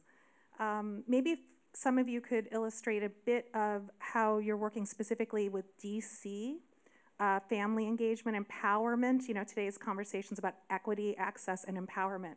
How are we, or how are you as national organizations empowering young students and their families to take full advantage and incorporate the amazing amenities and offerings here nationally to DC? Yeah, it's a great question. And actually, I'm very happy that you asked it. So story time that happens here at the library is not something that we live stream. It's not something that we make a big deal out of. And like I said, one of the reasons why I wanted to invite Sasha and Aaron to do this for this particular event was to really stretch the reach of that program, hoping that maybe there's an opportunity for some mimicking to go on. I know certainly that programs like that are happening all over the country, and what we want to be doing more of here is showcasing some of that. As you know, we're being live streamed today, and the opportunity to extend the reach of programs here at the library by using those technologies is one of the ways we're trying to do that. But that balance between figuring out, are you serving a local audience, are you serving a national audience? I'm not sure it's an either or. I think it's a both and. I think there's an opportunity to really recognize that those local audiences, and those, I mean, frankly, we have a teen board here at the library in our Young Reader Center. And some of the opportunities that we're able to make available to those young people, we're trying to figure out very deliberately, how do we capture this and make this available to a much broader audience? What we've done this year, something sort of new with that group, is asking colleagues from around the library to come to each one of their meetings and share with students some of the resources that are in their collections so that the kids have a better sense of the, the enormity of the place. And we need to do that with a much broader audience. So, I mean, it's both and. I would say in visitor services, we reach out quite a bit with a lot of our tours to invite in the different school groups. I mean, when we do specific tours in the exhibitions, like when we had the Magna Carta was here, we had reached out quite a bit to a lot of DC public schools and invited them in, and it was on a docent-led tour where so we do a lot of and there's that 1.5 million visitors, they're coming from all over. Yeah, and our tours are available to everyone. I guess one of the things I think about is, and again, I based a lot of what I talked about today on the national standards and how the responding units being built from those, through resources here, were meant to connect to students no matter where. And so looking at things like that, we think about how can teachers personalize it either to perhaps the culture of a community, if you're looking for specific musics. If you're looking for intercultural types of activities too, how can the teacher take either the responding units we're providing or through the different processes that I mentioned and make that just a little more appropriate perhaps. And again, by the levels, where do we bring our parents in so that they're some of our visiting artists when they bring in things and talk about the musics at home. So I would suggest that they're meant to be interpreted so very widely when they were written, the standards that is. It was meant to reflect a national look, which is hard to do in a document, isn't it? Because we look different from one state and locale to the next. But then how do we go about personalizing them would be the goal. So perhaps. And I think for us, it's really that we do attract educators from across the country to our programs that are all summer intensives. They happen in July. But the guides are meant to be brought back to communities and to people who don't have the opportunity to come study with us. And what we're hoping to do is encourage them to not only explore the Library of Congress's collection, but to then find ways in their own communities, because no matter where you live, there's a historical society or there's a cultural center or museum. And a lot of museums do have materials that what we find is that when we tell people we're bringing educators, they're so over the moon. A lot of cultural institutions don't know how to engage with educators, but they have curriculum and materials and methods. They just don't know how to sort of publicize that. And so we're encouraging educators from across the country to engage with the cultural institutions in their own communities as well, and using what we know is on the Library of Congress website as a springboard to then replicate that in their own communities. That's good. That's good. Any other questions? All right then, Rona, it's us. We could do some tap dancing and, and I'll start by simply saying thank you all. Thank you all for coming today. Our hope is that the conversations will continue, that some of you will stick around and have lunch over in our cafeteria and visit with each other and trade cards and come up with approaches that you might, yeah, great. And there is a question, yay. So I just heard you say that cultural organizations are struggling to teach the work with teachers, and that you all have some program or something to help with that. Where is that? Well, we don't have any specific resources exactly to connect with with cultural organizations. What we have is a guide of how you can find materials that work with particular curricular areas. But we also have our website, which have resources and lesson plans.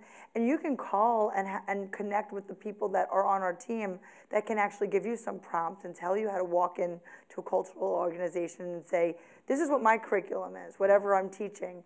What do you have in your collections? And we give you some tools to start with what's on the Library of Congress collection so that you know what's there. And then you could say, well, what can my students look at that might be relevant to our own community? That's good.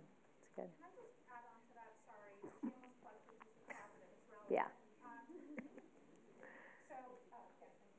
Yeah. I just wanted to add on to that, especially when we're talking about equity and access and how educators can benefit from all of these tools, but then actually take them down to the local level. The DC Collaborative has been working with Nathan Diamond and the DC Arts team for some time to find ways how we in the private sector, all of the cultural institutions here in the district that are serving DC students, can make curricular connections to that arts education framework Nathan was talking about. So DC Collaborative's members through our Arts and Humanities for Every Student field trip program, and as well as after-school programming and out-of-school time programming that they provide, are now looking at those curricular alignment. So, and we do professional development opportunities, and I would absolutely welcome a field trip for us to come up to Philadelphia to learn best practices so that we can share that out with educators here in the district.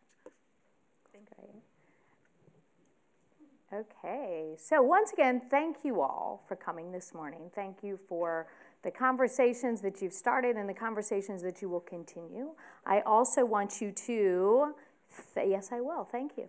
Good suggestion. It's like Julia works here. She's reminding you that after lunch, you ought to really head over to the Thomas Jefferson Building. Now that you have it visualized, you should go see it if you haven't. Good suggestion.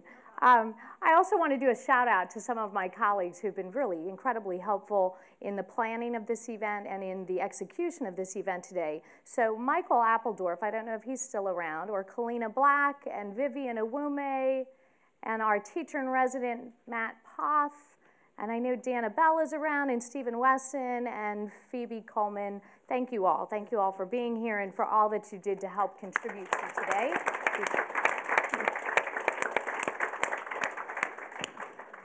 Thank you, Rona.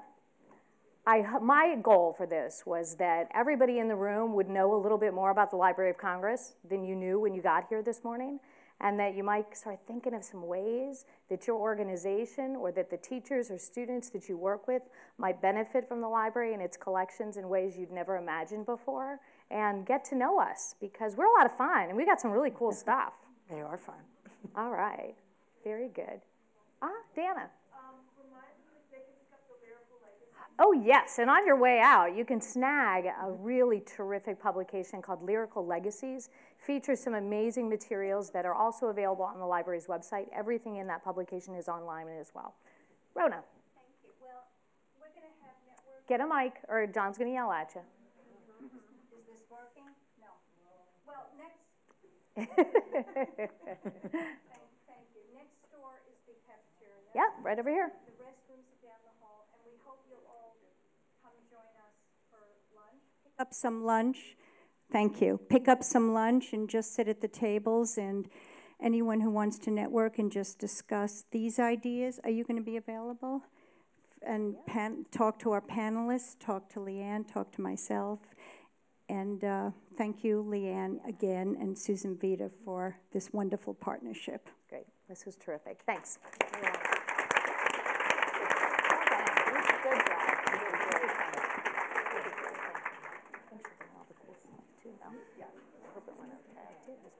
Okay, we'll walk down those stairs.